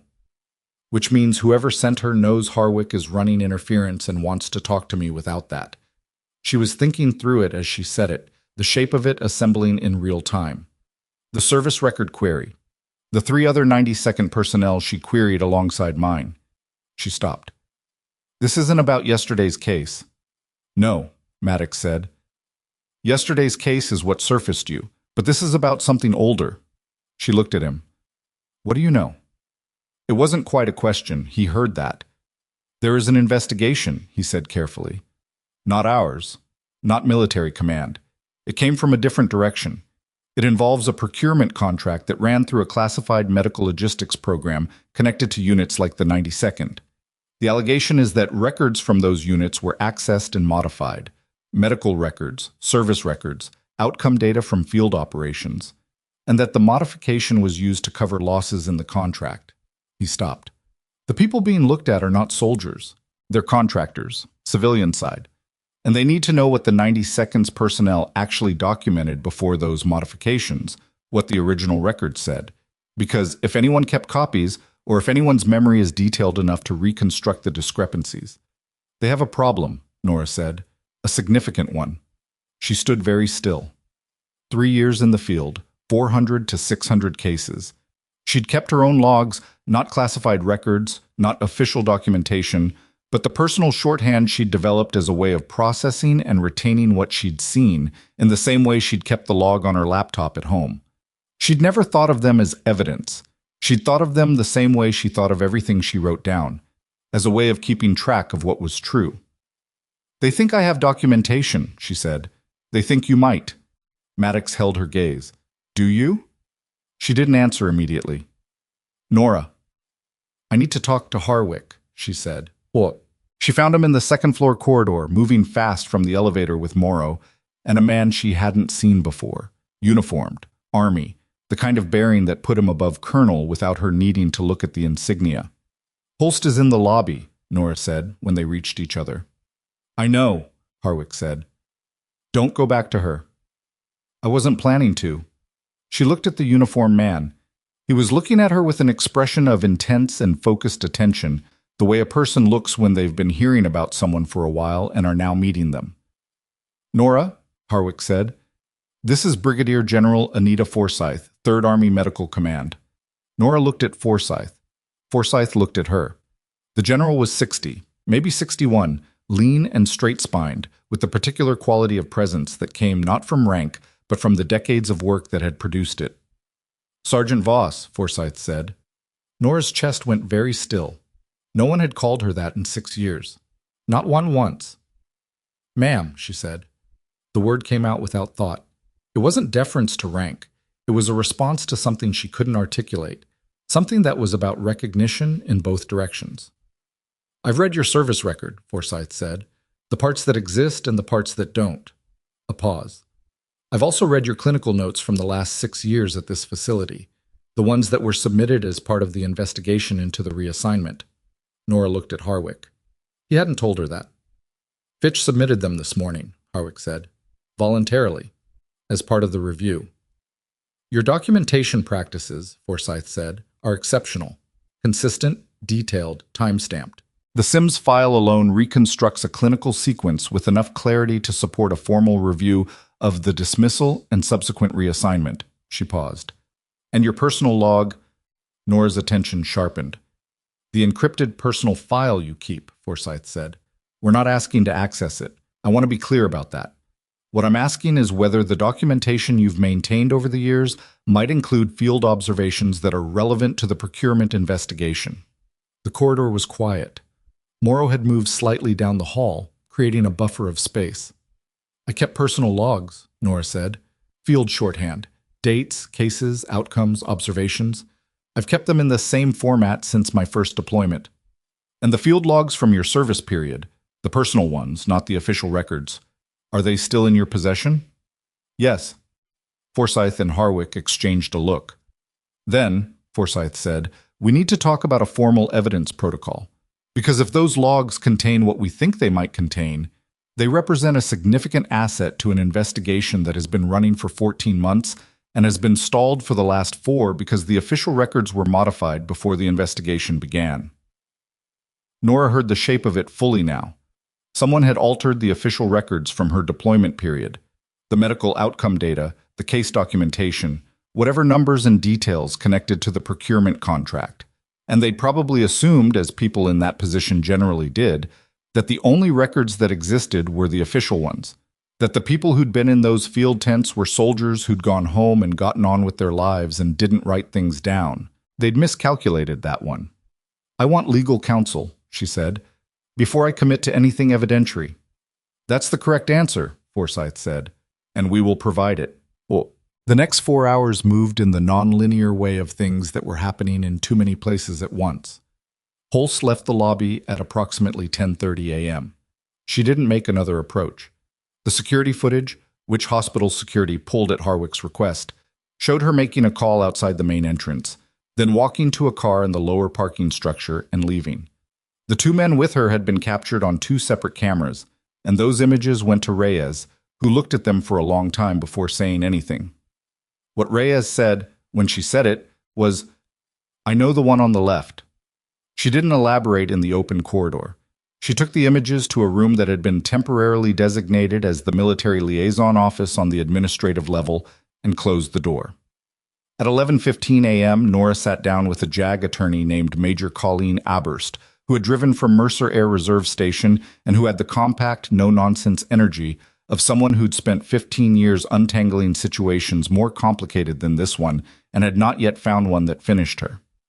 Aberst asked good questions. She listened without interrupting. She read the 3 pages Nora gave her, a handwritten summary of the field logs, not the logs themselves, which were at home. And when she was done, she set the pages down and folded her hands. You have approximately 6 years of personal field documentation, Oberst said. Approximately. In an encrypted format. Yes. And the content of those logs, the case observations, the outcome data, would predate the modification of the official records by how long? I kept the logs in real time, Nora said. The entries are contemporaneous with the events. I made entries the same day or within 24 hours of each case. She paused. If the official records were modified, my personal logs would reflect the original data, not the altered version. Oberst nodded slowly. That's called original entry evidence. In an evidentiary context, with proper chain of custody established, and the encryption forensically authenticated, it would be significant. She looked at Nora. Are you prepared to make these logs available to the investigation? If the legal framework is right, Nora said. Yes. Then I can build the framework. Oberst gathered the pages.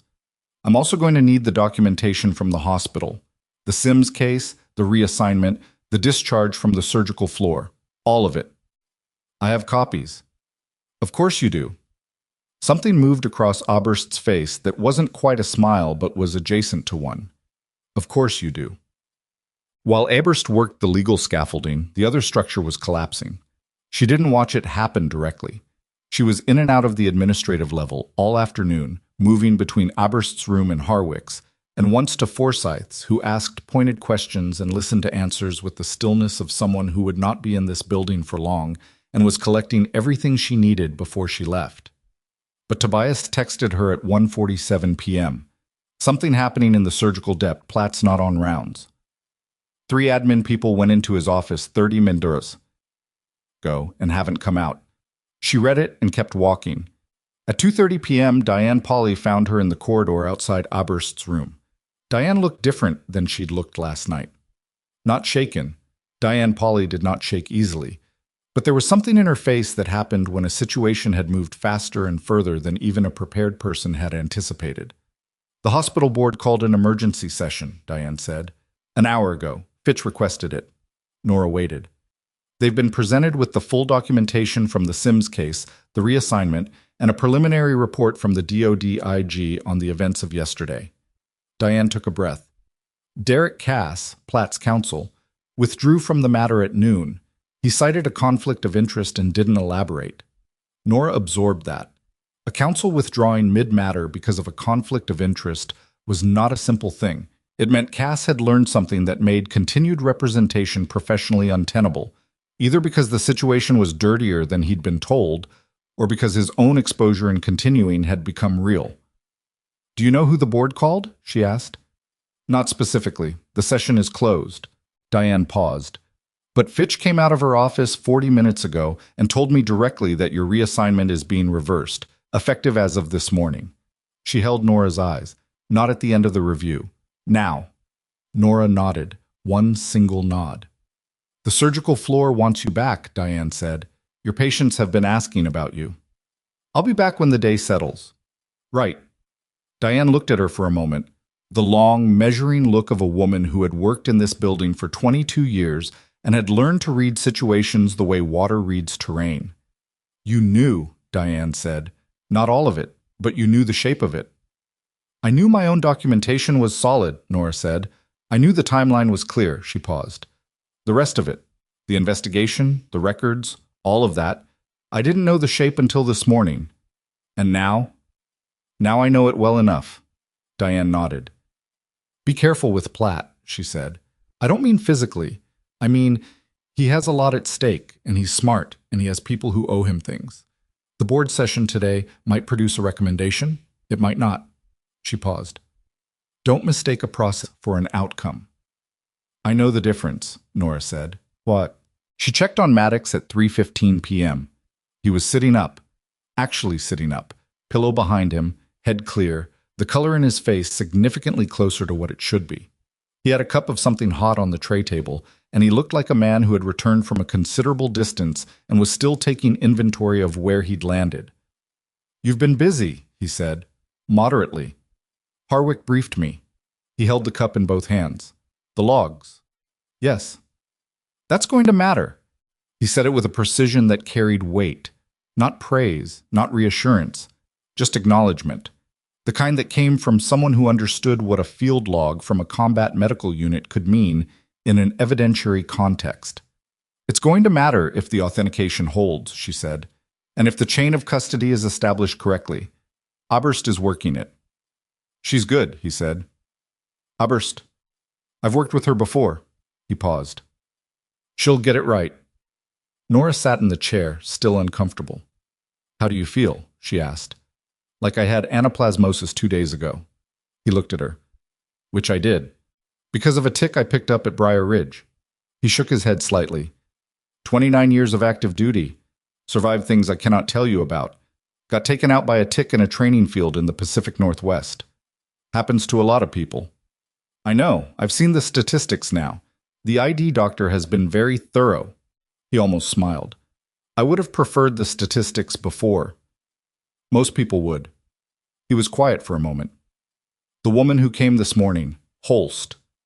She's gone. Reyes is tracking it. Whatever they were looking for your logs, your memory, whatever you might be able to reconstruct, they got nothing. No, she said, they didn't. Good. He turned the cup in his hands. There are people who thought that the personnel from units like the 92nd, the ones who came home and went quiet, were a closed file. That 6 years was long enough for the details to blur. He looked at her.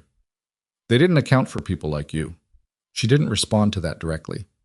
Get some rest, she said. You keep saying that. It keeps being the right call. At 4:48 p.m., Garrison Platt walked out of his office. She didn't see it happen. She was at the nurses' station on the second floor, the one closest to room 214, covering a gap in staffing while the afternoon shift sorted itself out. But she heard it from Tobias, who texted 3 words at 4:49 p.m. He just left. At 5:02 p.m., Lorraine Fitch sent a facility-wide message to department heads and senior staff. The message was administrative in language and brief. It notified staff that Dr. Garrison Platt was taking a temporary administrative leave effective immediately, pending the outcome of a formal review initiated by the hospital board. During this period, surgical services would be overseen by Dr. Marcus Feld, the associate chief, who had been briefed and was available. The message did not say why. It didn't need to. A chief of surgical services didn't go on unexpected administrative leave because of a scheduling conflict. Everyone in the building understood what the message meant, the same way everyone in the building had understood the version of events that had been circulating since yesterday morning. Not all of it, not the classified parts, not the procurement investigation or Holst, or the service record queries, but enough. Hospitals were small ecosystems, and information moved through them the way it moved through any small ecosystem, fast, imprecise, and mostly accurate in its broad direction. By 5:30 p.m., Nora was back on the surgical recovery floor for the first time in 17 days. It wasn't triumphant. She'd known it wouldn't be.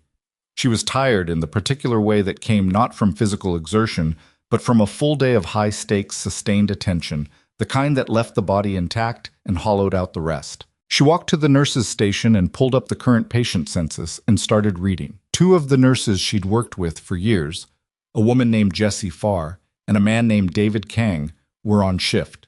Jessie looked at her when she came in and said, without any preamble, "Glad you're back." David said nothing but put a fresh cup of coffee on the counter in front of her, which was its own language. She drank the coffee. At 6:15 p.m., Dr. Priya Anand came to the nurses' station. She was off shift.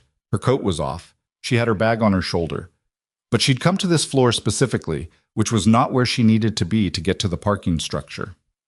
"I wanted to say something," Anand said. Nora looked at her. "I watched what happened yesterday. All of it." Anand put her bag down on the counter. "The way you handled the room, the way you handled Platt, the way you stayed in that room for 4 hours when nobody asked you to." She paused. "I've been in medicine for 7 years. I've never seen anyone do what you did yesterday the way you did it." "You would have gotten there," Nora said. "The tick panel was already queued. It was in the queue, not prioritized. It would have resulted maybe 2 hours later." Anand held her gaze. 2 hours at 88 systolic with an autonomic component. "You know what that looks like at 2 hours out." Nora didn't answer. "I know what you came from," Anand said. "Not the specifics, but enough to know what it costs to come back from something like that and do what you do here, every day, without..." without anyone knowing. She stopped. It's not fair. A lot of things aren't fair, Nora said. The job is still the job. Anand picked up her bag. For what it's worth, and I know it might not be worth much, I'm going to put in a formal statement about what I observed yesterday. Everything. The clinical sequence, Platt's responses, what happened after. She paused. Fitch's office asked for it. I'm going to give it. That's your call, Nora said. It's the right call, Anand said, which I realize I should have been making for a while now. She left. Nora went back to the patient census. At 8:20 p.m., Harwick called. She stepped into the corridor outside the floor to take it. The authentication on the field logs, he said. Oberst has established the legal framework. The request is voluntary on your end. Nothing compelled, nothing classified beyond your own decision about your own records. He paused.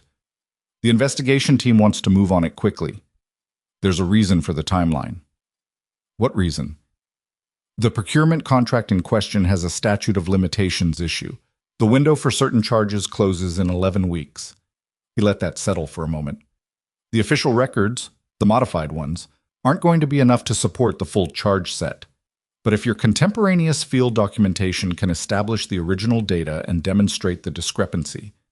Who are the contractors? She said. A pause. I can't give you names yet. Can you give me a direction? Another pause. The contract ran through a logistics subsidiary of a larger defense firm. The subsidiary has since been dissolved. The people who ran it are currently operating in private sector medical consulting. He stopped. One of them has connections to this hospital. She stood very still in the corridor. Connections to this hospital, she said. Recent connections, not historical. The relationship was established in the last 2 years. A pause. We are working to determine the nature of the relationship. Harwick, she said. I know. Does Fitch know? We're briefing her now. His voice was careful. This is why Holst came this morning. It wasn't just about your logs. It was about understanding what you knew and whether you'd connected what happened yesterday to anything larger. A pause. They needed to know if you were a loose end or just a nurse. She looked down this corridor. Through the glass panel of a patient room, she could see the blue light of a monitor against the far wall. Nora, Harwick said. The connection to this hospital. The person with ties to the contractor. He stopped. Say it, she said. Derek Cass. Platt's attorney. His voice was quiet and precise. Cass has been on retainer for a consulting firm connected to the subsidiary for the last 3 years.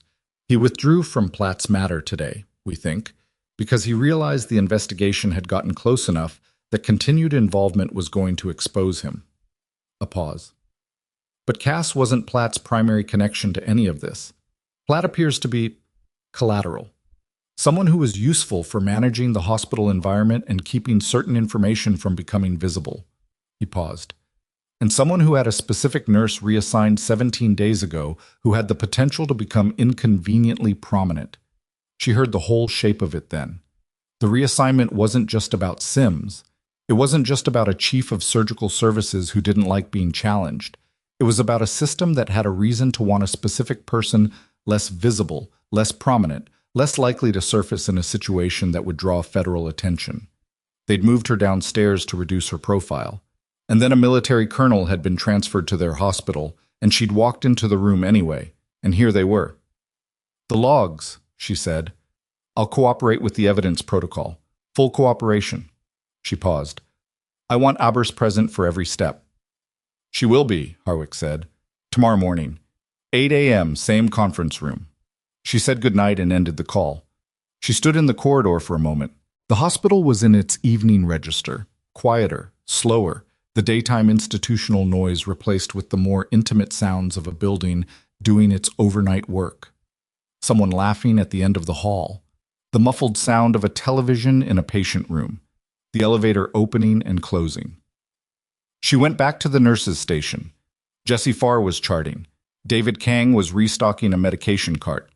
Glenn Forsyth, the retired teacher from the 3rd floor, who'd apparently been moved to the surgical recovery floor that afternoon for a follow-up complication, was visible through the glass of his room, awake, reading something. Nora sat down and opened a patient chart. She was on her third chart when the elevator opened at the end of the corridor, and she registered the sound without looking up. The specific weight of the footstep pattern, the pace, the direction. And then Jessie Farr said, "Can I help you?" to someone. And the voice that answered was not one she recognized. She looked up. A man was at the counter. Late 40s, gray suit, no badge visible. He had the look of someone who had been traveling for a long time and had arrived at a destination that was already ahead of whatever plan he'd made. He was looking at her. "Nurse Voss," he said, My name is Franklin Holt. I'm a senior partner at a consulting firm called Viridian Medical Group." He set a business card on the counter, said, "Standard, white, professional. I think you and I should have a conversation." He said it the way someone says something when they've decided the conversation is already over, that what comes next is just the formality of getting the other person to agree.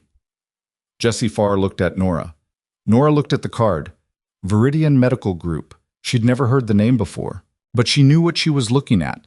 The same way she'd known, looking at Holst's badge that morning, that something about it was constructed rather than real. Holst had been the visible approach, the official-looking one. This was the other kind.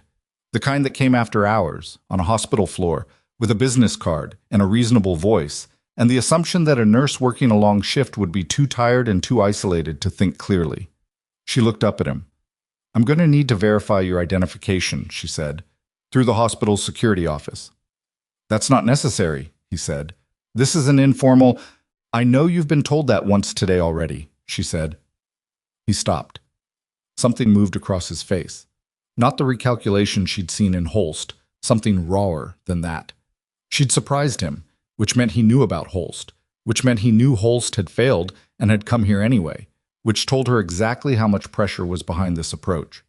Her hand was already on her phone. She pressed call on a number she'd added to her contacts that morning, at Harwick's instruction, for exactly this kind of moment. It rang once. "This is Reyes," said the voice on the other end. "I have a visitor," Nora said. She kept her eyes on Franklin Holt. "He says his name is Franklin Holt, senior partner at Viridian Medical Group." She paused. "He's standing at the second-floor nurses' station right now." The silence on the other end lasted exactly 2 seconds. "Don't let him leave," Reyes said. Nora looked at Holt. He had heard the call. He knew what "don't let him leave" meant. And from the way the easy professional composure had left his face entirely, replaced by something much less managed, much less constructed, he understood that whatever calculation he'd made about coming here tonight, it had been wrong. Franklin Holt did not run. She'd half expected him to. That split-second calculation people made when a room closed around them, the animal instinct to move toward the exit before the exit disappeared. But he didn't. He stood at the counter with his hands at his sides and his business card still sitting on the surface between them. And he looked at her with the expression of a man who had just watched a door he'd thought was open swing shut and lock from the other side. "You should sit down," Nora said. He didn't sit, but he didn't move toward the elevator either. Jessie Farr had already stepped away from the station. Not far, but enough to give the moment its proper geometry. David Kang had his back to the supply cart but was not restocking it. The floor had the specific held-breath quality of a space full of people who understood that something was happening and had made the collective decision to stay out of it. Reyes arrived in 4 minutes. She came with 2 men Nora hadn't seen before, both in civilian clothes that carried the same, not quite casual quality as blatches. And she moved with the direct economy of someone who had gotten a call she'd been waiting for and had moved immediately upon receiving it. She took in the situation at the nurse's station in one visual pass, Holt at the counter, Nora behind it, the card on the surface. And she walked to Holt without hesitation. She identified herself. She said 3 sentences that Nora couldn't hear from her position. And then one of the men with her produced a document that was not an arrest warrant, not yet, but was official enough that Holt's attorney, whoever that was going to need to be called immediately. Holt said something back. Low, controlled. The reflex of a man who had enough experience in difficult rooms to know that the worst thing you could do in the first 60 seconds was say too much. Reyes listened.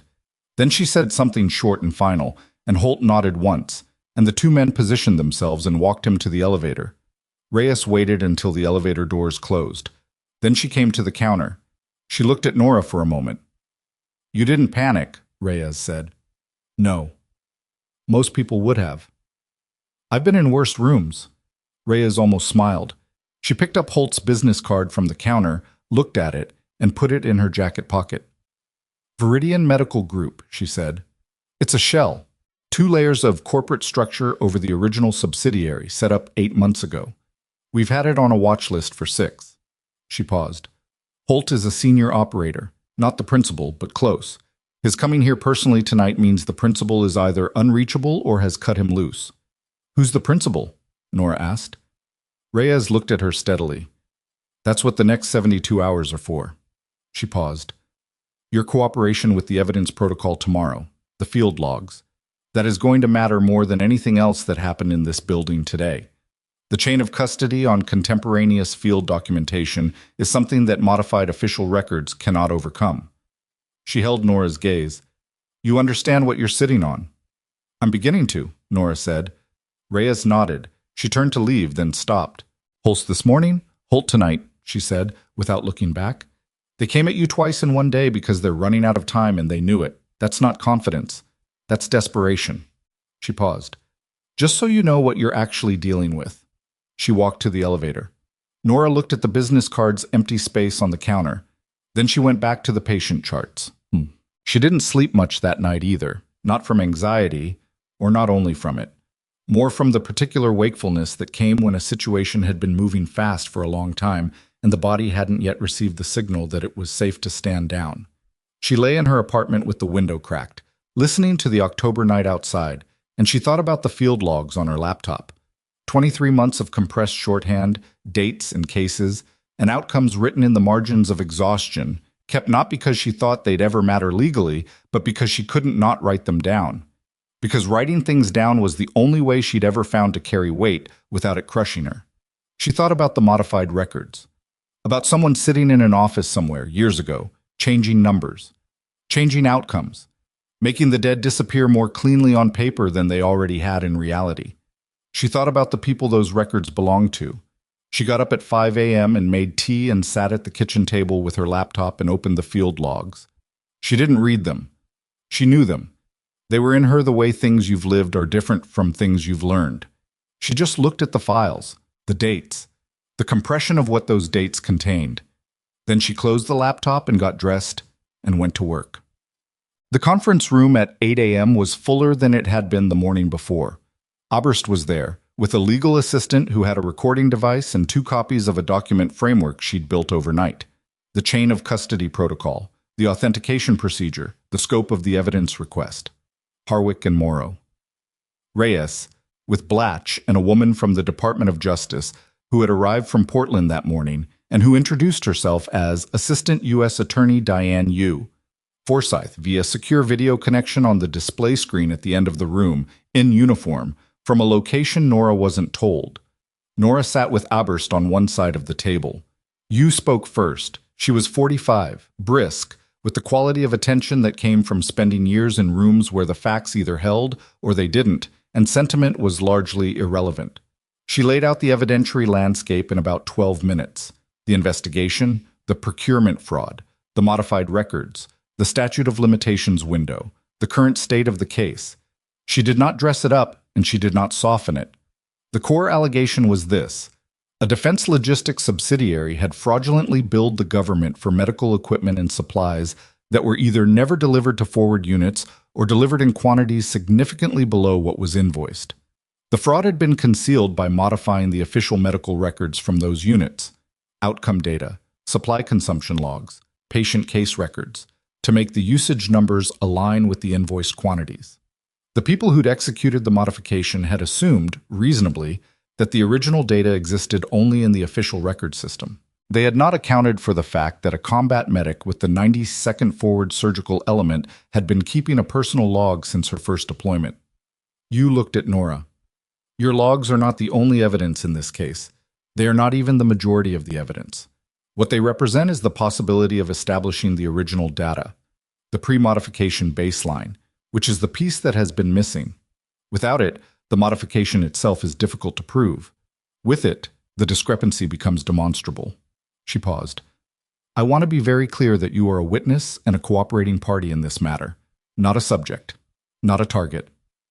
I understand, Nora said, And I want to be equally clear that the decision to make these logs available is entirely yours. Major Oberst has reviewed the legal framework. If you have questions about the scope of the request, this is the time. Nora looked at Oberst. Oberst gave a small nod. The framework was clean. The scope was defined. The authentication procedure would involve a forensic specialist who would examine the log's metadata, creation dates, modification history, encryption timestamps, to establish their integrity as contemporaneous documents. I'll cooperate, Nora said. She opened her laptop on the table. She turned it to face the forensic specialist, who had been sitting quietly at the end of the room with equipment she hadn't focused on until now. The specialist, a man in his 30s named Grant Osei, who had the very specific calm of someone who spent his professional life in the company of data, moved his chair closer and began the authentication process. It took 2 hours and 40 minutes. When it was done, Osei sat back and said to the room, "The creation timestamps and modification history are consistent with the claimed dates of entry across all files. No evidence of retroactive alteration. The metadata is intact and corroborates contemporaneous authorship." "You wrote something." Forsyth on the screen said, "Good." Just that. One word. But from the way Harwick's shoulders moved, the very slight release of something he'd been holding, the word carried significant weight. The 72 hours Reyes had named moved in irregular rhythms. Nora worked her shifts. She cared for her patients. She answered calls from Oberst, and once from you, and twice from Harwick, and she kept her documentation current the way she always had, because the habit didn't stop being useful just because the situation had changed shape. On the second day, she heard through the hospital grapevine, which was, as always, faster and more accurate in its broad direction than any official channel, that Derek Cass had retained his own attorney, that a federal subpoena had been served to an address in Seattle, that 2 people had been placed on administrative hold at a consulting firm whose name nobody on the hospital floor knew, but which Nora recognized immediately when Tobias mentioned it, the way he mentioned things he'd heard secondhand, Viridian. On the 3rd day, Garrison Platt's administrative leave was converted. The notice went to department heads and senior staff at 9 a.m. Lorraine Fitch sent it herself. The language was formal and brief. Dr. Garrison Platt's administrative leave had been extended and restructured as a formal suspension with pay pending the completion of a board-level conduct review. The review would examine specific documented incidents involving the scope of professional conduct, clinical decision-making accountability, and appropriate use of administrative authority in staffing decisions. It named the Sims case. It named the reassignment. It did not name Nora, but it did not need to. Everyone who read it knew exactly what it was about, because by this point the shape of the last several days had become part of the hospital's institutional memory. Imperfect, partially accurate, missing its classified layers, but fundamentally correct in direction. Jessie Farr texted her a single line when the notice went out. About time. David Kang left another cup of coffee on the counter. Maddox was discharged on the 4th day. He was walking under his own power, slowly, with the careful gait of someone whose body had made significant recent demands on itself and was still tallying the bill, but upright, dressed in clothes that were his own rather than hospital issue, with the bag he'd arrived with over one shoulder. Nora was at the nurse's station when he came through the second-floor corridor on his way to the elevator. He stopped at the counter. He looked better than she'd ever seen him look, which was a low bar given that she'd only seen him when he was critically ill, but she understood what she was seeing. This was what he looked like when he was well, and it was notably different from how most people looked. There was something about the way he moved through space that carried the long memory of physical competence. "I wanted to say it in person," he said. "You don't have to." "I know I don't have to." He set the bag down. "You saved my life, the diagnosis, the pressure management, the 4 hours at the bedside. You did that when nobody in this building asked you to, and nobody in this building would have known if you hadn't." He looked at her directly. "I've had people save my life before, usually in different conditions. It doesn't stop meaning what it means." She held his gaze. "Take care of yourself. The hepatic function needs monitoring for another 3 weeks. Don't skip the follow-up." "I know. I have 2 doctors already telling me that." "Then you're well covered." He almost smiled. He picked up his bag. "Harwick says the investigation is moving. The logs are in the right hands," she said. He nodded. He looked at her for one more moment. The look of someone filing something away, Not sentimentally, but permanently, in the category of things that had mattered. I'm going to make sure the right people know what happened here, he said. Not publicly, not in a way that touches your record without your consent. But the people who should know, they're going to know. You don't need to do that. No, he said, but I'm going to. He walked to the elevator. She watched him go. 6 weeks later, 3 people were indicted. The principal of the original subsidiary, a man named Roland Fursch, 61, who had spent the years since the subsidiary's dissolution, cycling through consulting work that kept him adjacent to defense contracts without technically inside them. A financial officer named Darla Mears, 54, who had executed the record modifications with a technical competence that had kept the fraud invisible for 4 years. And Franklin Holt, whose appearance on the second-floor nurses' station at Callaway Regional had, by any reasonable analysis, been the single worst decision of his professional life. The indictments covered wire fraud, false statements to a federal agency, obstruction of justice, and conspiracy to defraud the United States government. The amounts involved were not small. The duration was not brief. The scope, when Yu's office laid it out in the press statement that Nora read on her phone during a break, was the kind of thing that made the abstract feel suddenly very concrete. The number of units, the number of deployments, the number of personnel whose service records had been touched. Derek Cass entered a cooperation agreement the same week. He was not indicted. What he gave in exchange for that outcome was, from what Abers told her in a call that was appropriately guarded in its specifics, substantial. Garrison Platt was not indicted. He had not known what Cass was. He had been, as Harwick had said, collateral. A man who had been useful to a system he didn't fully understand, who had reassigned a nurse at the suggestion of people he trusted for reasons he had accepted without questioning closely enough. That was not a crime. It was a failure of judgment and a failure of character, and those had their own accounting. The board's conduct review concluded 5 weeks after his suspension began.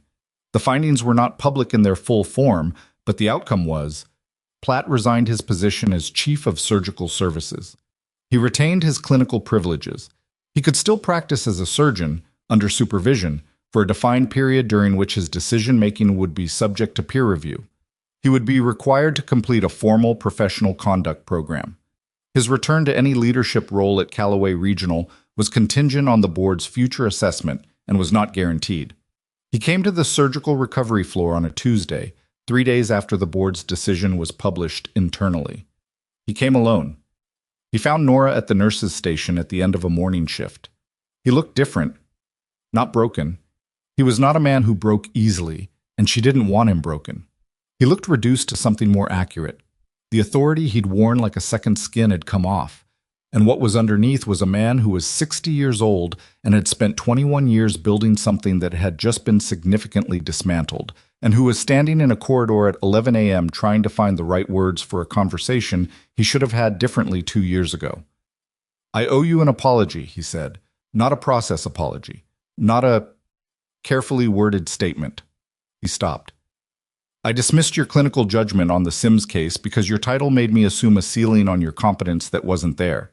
And when you were proven right, I had you moved instead of acknowledging it." He paused. "That was wrong. It caused harm. To Mr. Sims, to your career trajectory, and to the patients on this floor who lost access to someone who should never have left." She looked at him. "I also want you to know," he said, "that the contact with Cass, I didn't know what he was connected to. I accepted advice that I should have questioned. That's not an excuse. It's context that I think you deserve to have." "I know," she said. "Abers told me what the investigation found." He nodded. He stood there for a moment, in the middle of a corridor that he'd once walked like he owned the building it was in, and he looked at her with the particular discomfort of a man who had been forced to see himself clearly and was not entirely sure what to do with the view. "You said something," he said, "that day in the patient's room. When I asked what the basis was for your clinical reasoning, you said pattern recognition and clinical history were the primary diagnostic tools." He paused. "I've thought about that a lot in the last 6 weeks, about what that means for how I've been running rounds, the assumptions I've been making." Another pause. "I think I have more to learn than I understood." "Most people do," she said. "Not unkindly." He nodded once. He walked away down the corridor. She watched him go. She did not feel triumphant. She did not feel vindicated in the clean movie version way that stories sometimes promised. She felt something more complicated and more honest. The exhausted, clear-eyed recognition that something had been corrected, that something that had been wrong had been made less wrong, and that this was what justice actually looked like most of the time.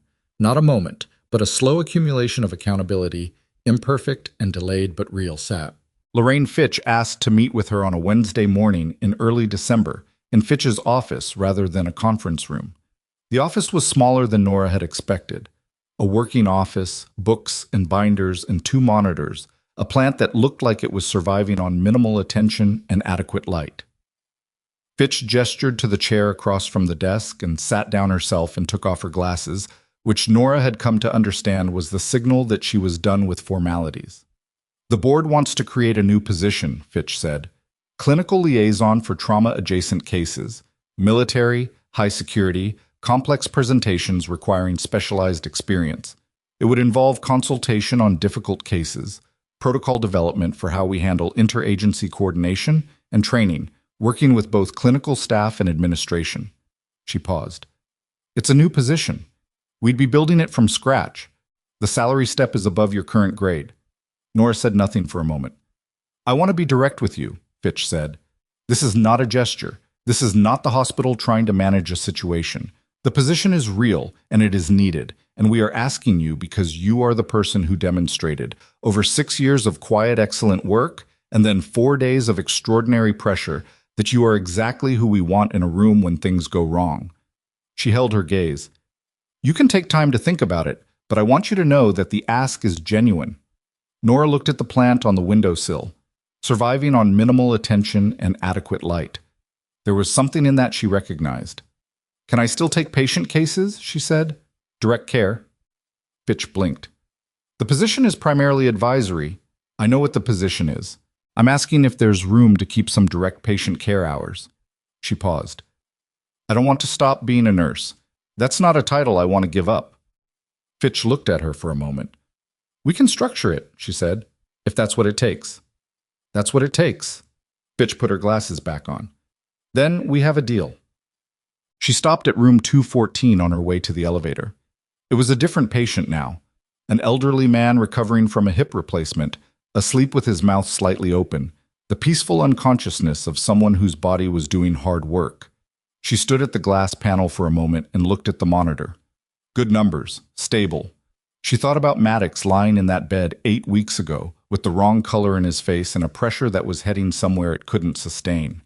She thought about how small the margin had been, how much had turned on the fact that she'd been in a corridor at 7:30 a.m. when the elevator opened, that Harwick had come to a third-floor extended care unit to find a nurse everyone in the building had forgotten about, that she'd read a file quickly and recognized a pattern because she'd seen it before in circumstances she would never describe in this hallway. She thought about the Sims case, about the 0200 chart note nobody read, about the 19 days she'd spent on the 3rd floor with Miriam Pace and Glenn Forsyth and Tobias Wren, doing the same work she'd always done in a different room, waiting for the truth to do what the truth always eventually did. She thought about the field logs sitting in their encrypted files, carrying the weight of cases and names and outcomes that were never supposed to be remembered by anyone but her. The dead who had been made to disappear more cleanly on paper than they had in reality. The numbers that had been changed. The people who had thought that changing numbers was the same as changing what had happened. It wasn't. It had never been. What happened, happened. The only question was always whether anyone had written it down. She had written it down. Tobias caught her at the elevator on her way out. He was starting his shift, badge still in his hand from the walk from the parking structure, coat not fully off. He stopped when he saw her. "I heard about the new position," he said. "Word travels." "It's a hospital." He looked at her with the earnestness that she'd decided over the past 2 months was going to survive medicine rather than get burned out of it. Are you okay with it?" "I think so." She pressed the elevator button. "Ask me in 6 months." "What about the floor?" "I'll still be here. Some hours." He nodded. He looked like he wanted to say something else. Several things, possibly, and was sorting through them. "It should have been different," he finally said. "The whole thing. It shouldn't have taken what it took." No, she said. It shouldn't have. You handled it. Not perfectly, she said. There were moments I was tired and frustrated and wanted to walk out of this building and not come back. There were nights I second-guessed myself. She looked at him. The documentation held because I kept it, not because I was certain. I kept it because I was taught that the truth without a record is just a memory, and memories get revised. She paused. That's the only thing I did right consistently. I wrote it down. The elevator opened. That's not nothing, Tobias said. No, she said. It turned out it wasn't. She stepped in. The doors closed. Why? The mountains were out the next morning. She stopped at the window at the end of the third-floor corridor. Habit, 6 weeks back on the surgical floor, hadn't erased it entirely, and looked at the snow line for 30 seconds. Sharp and white against the pale blue of a December morning, the kind of clarity that only came after sustained cold. She thought about something Maddox had said in those last minutes before she'd left his room the morning of his discharge. Something she'd filed away and hadn't taken out again until now. The people who came back and went quiet, they're supposed to be invisible. That's the deal. She'd agreed to that deal a long time ago. She'd believed it was the right deal, that the work was what mattered, and the recognition was for people who needed it, and she didn't need it, and the quiet was enough. What she understood now, standing at a window in a hospital she'd almost left for good, was that invisibility wasn't the same as humility. Humility was knowing the limits of what you knew and acting within them. Invisibility was letting people believe you had limits you didn't have, because making yourself smaller felt safer than making yourself seen. She had been safe. For 6 years she had been careful and competent and undemanding and safe, and a man had nearly died anyway because the people around her didn't know what she knew. And the only reason that hadn't happened was because a colonel had come looking for her specifically, and she'd been there to find. She couldn't control how people saw her. She couldn't force recognition out of people who had decided in advance what she was worth. What she could control was the record. What she documented, what she maintained, what she refused to let disappear into the gap between what had happened and what the official version said had happened. That was the work. It had always been the work. Not the heroics, not the crisis moment, not the room falling silent when you walked through the door. The AO200 chart note, the personal log, the timestamps, the refusal to let the true thing be overwritten by the convenient one. She turned away from the window. Down the corridor, Jesse Farr was starting rounds. David Kang was setting up the medication cart. 3 patients were beginning their mornings in rooms where monitors beeped with the steady, unremarkable rhythm of people whose bodies were working, slowly and imperfectly, toward being whole again. She walked toward the nurse's station. There was a chart open on the screen. A new admission from overnight, a woman in her early 70s with a post-surgical complication that was going to require careful watching through the morning. Nora pulled up the record and read it with the full attention she brought to everything. Not the attention of someone performing diligence, but the attention of someone who understood that the chart was a person, and the person was in a room down the hall, and the gap between those two things was where the real work lived. She'd been underestimated. She'd been dismissed, moved, managed, and approached twice in one day by people who had mistaken her quietness for smallness. She'd been called a protocol violation while the patient she'd helped was still improving in room 214. None of that had changed what she knew. None of it had changed what she'd written down. And in the end, not cleanly, not quickly, not without cost, what she'd written down had been the thing that mattered. There was a lesson in that, though she didn't think of it as a lesson. It was more like a fact she'd been living alongside for a long time and had finally, in the past 8 weeks, been able to see from the outside. The world has a way of minimizing people who don't make noise, of filling in the silence that quiet competence leaves with its own assumptions, that the person who doesn't fight for visibility doesn't deserve it, that the person who follows the rules without demanding credit isn't doing anything worth crediting. It tells people who work without recognition that the work is enough and the recognition doesn't matter. And sometimes that's true. Often it's true. But sometimes the stakes get high enough that invisibility stops being humility and starts being a risk. Not just to the quiet person, but to everyone around them who needed what they knew and didn't know to ask. She had stopped being invisible. Not because she'd wanted the attention, because a man's blood pressure was 88 systolic and heading south, and somebody had to say what they knew. She was going to stop being invisible from now on. Not loudly. not in a way that looked like anything other than doing the job. But she was going to document everything. She was going to speak when she saw the thing that needed to be said. She was going to let what she knew be known, and she was going to trust that the record, the careful, time-stamped, unglamorous record of what had actually happened, would outlast every version of events that someone with more power and fewer scruples had tried to write in its place. That was the deal now. She opened the new patient's chart, so began to read.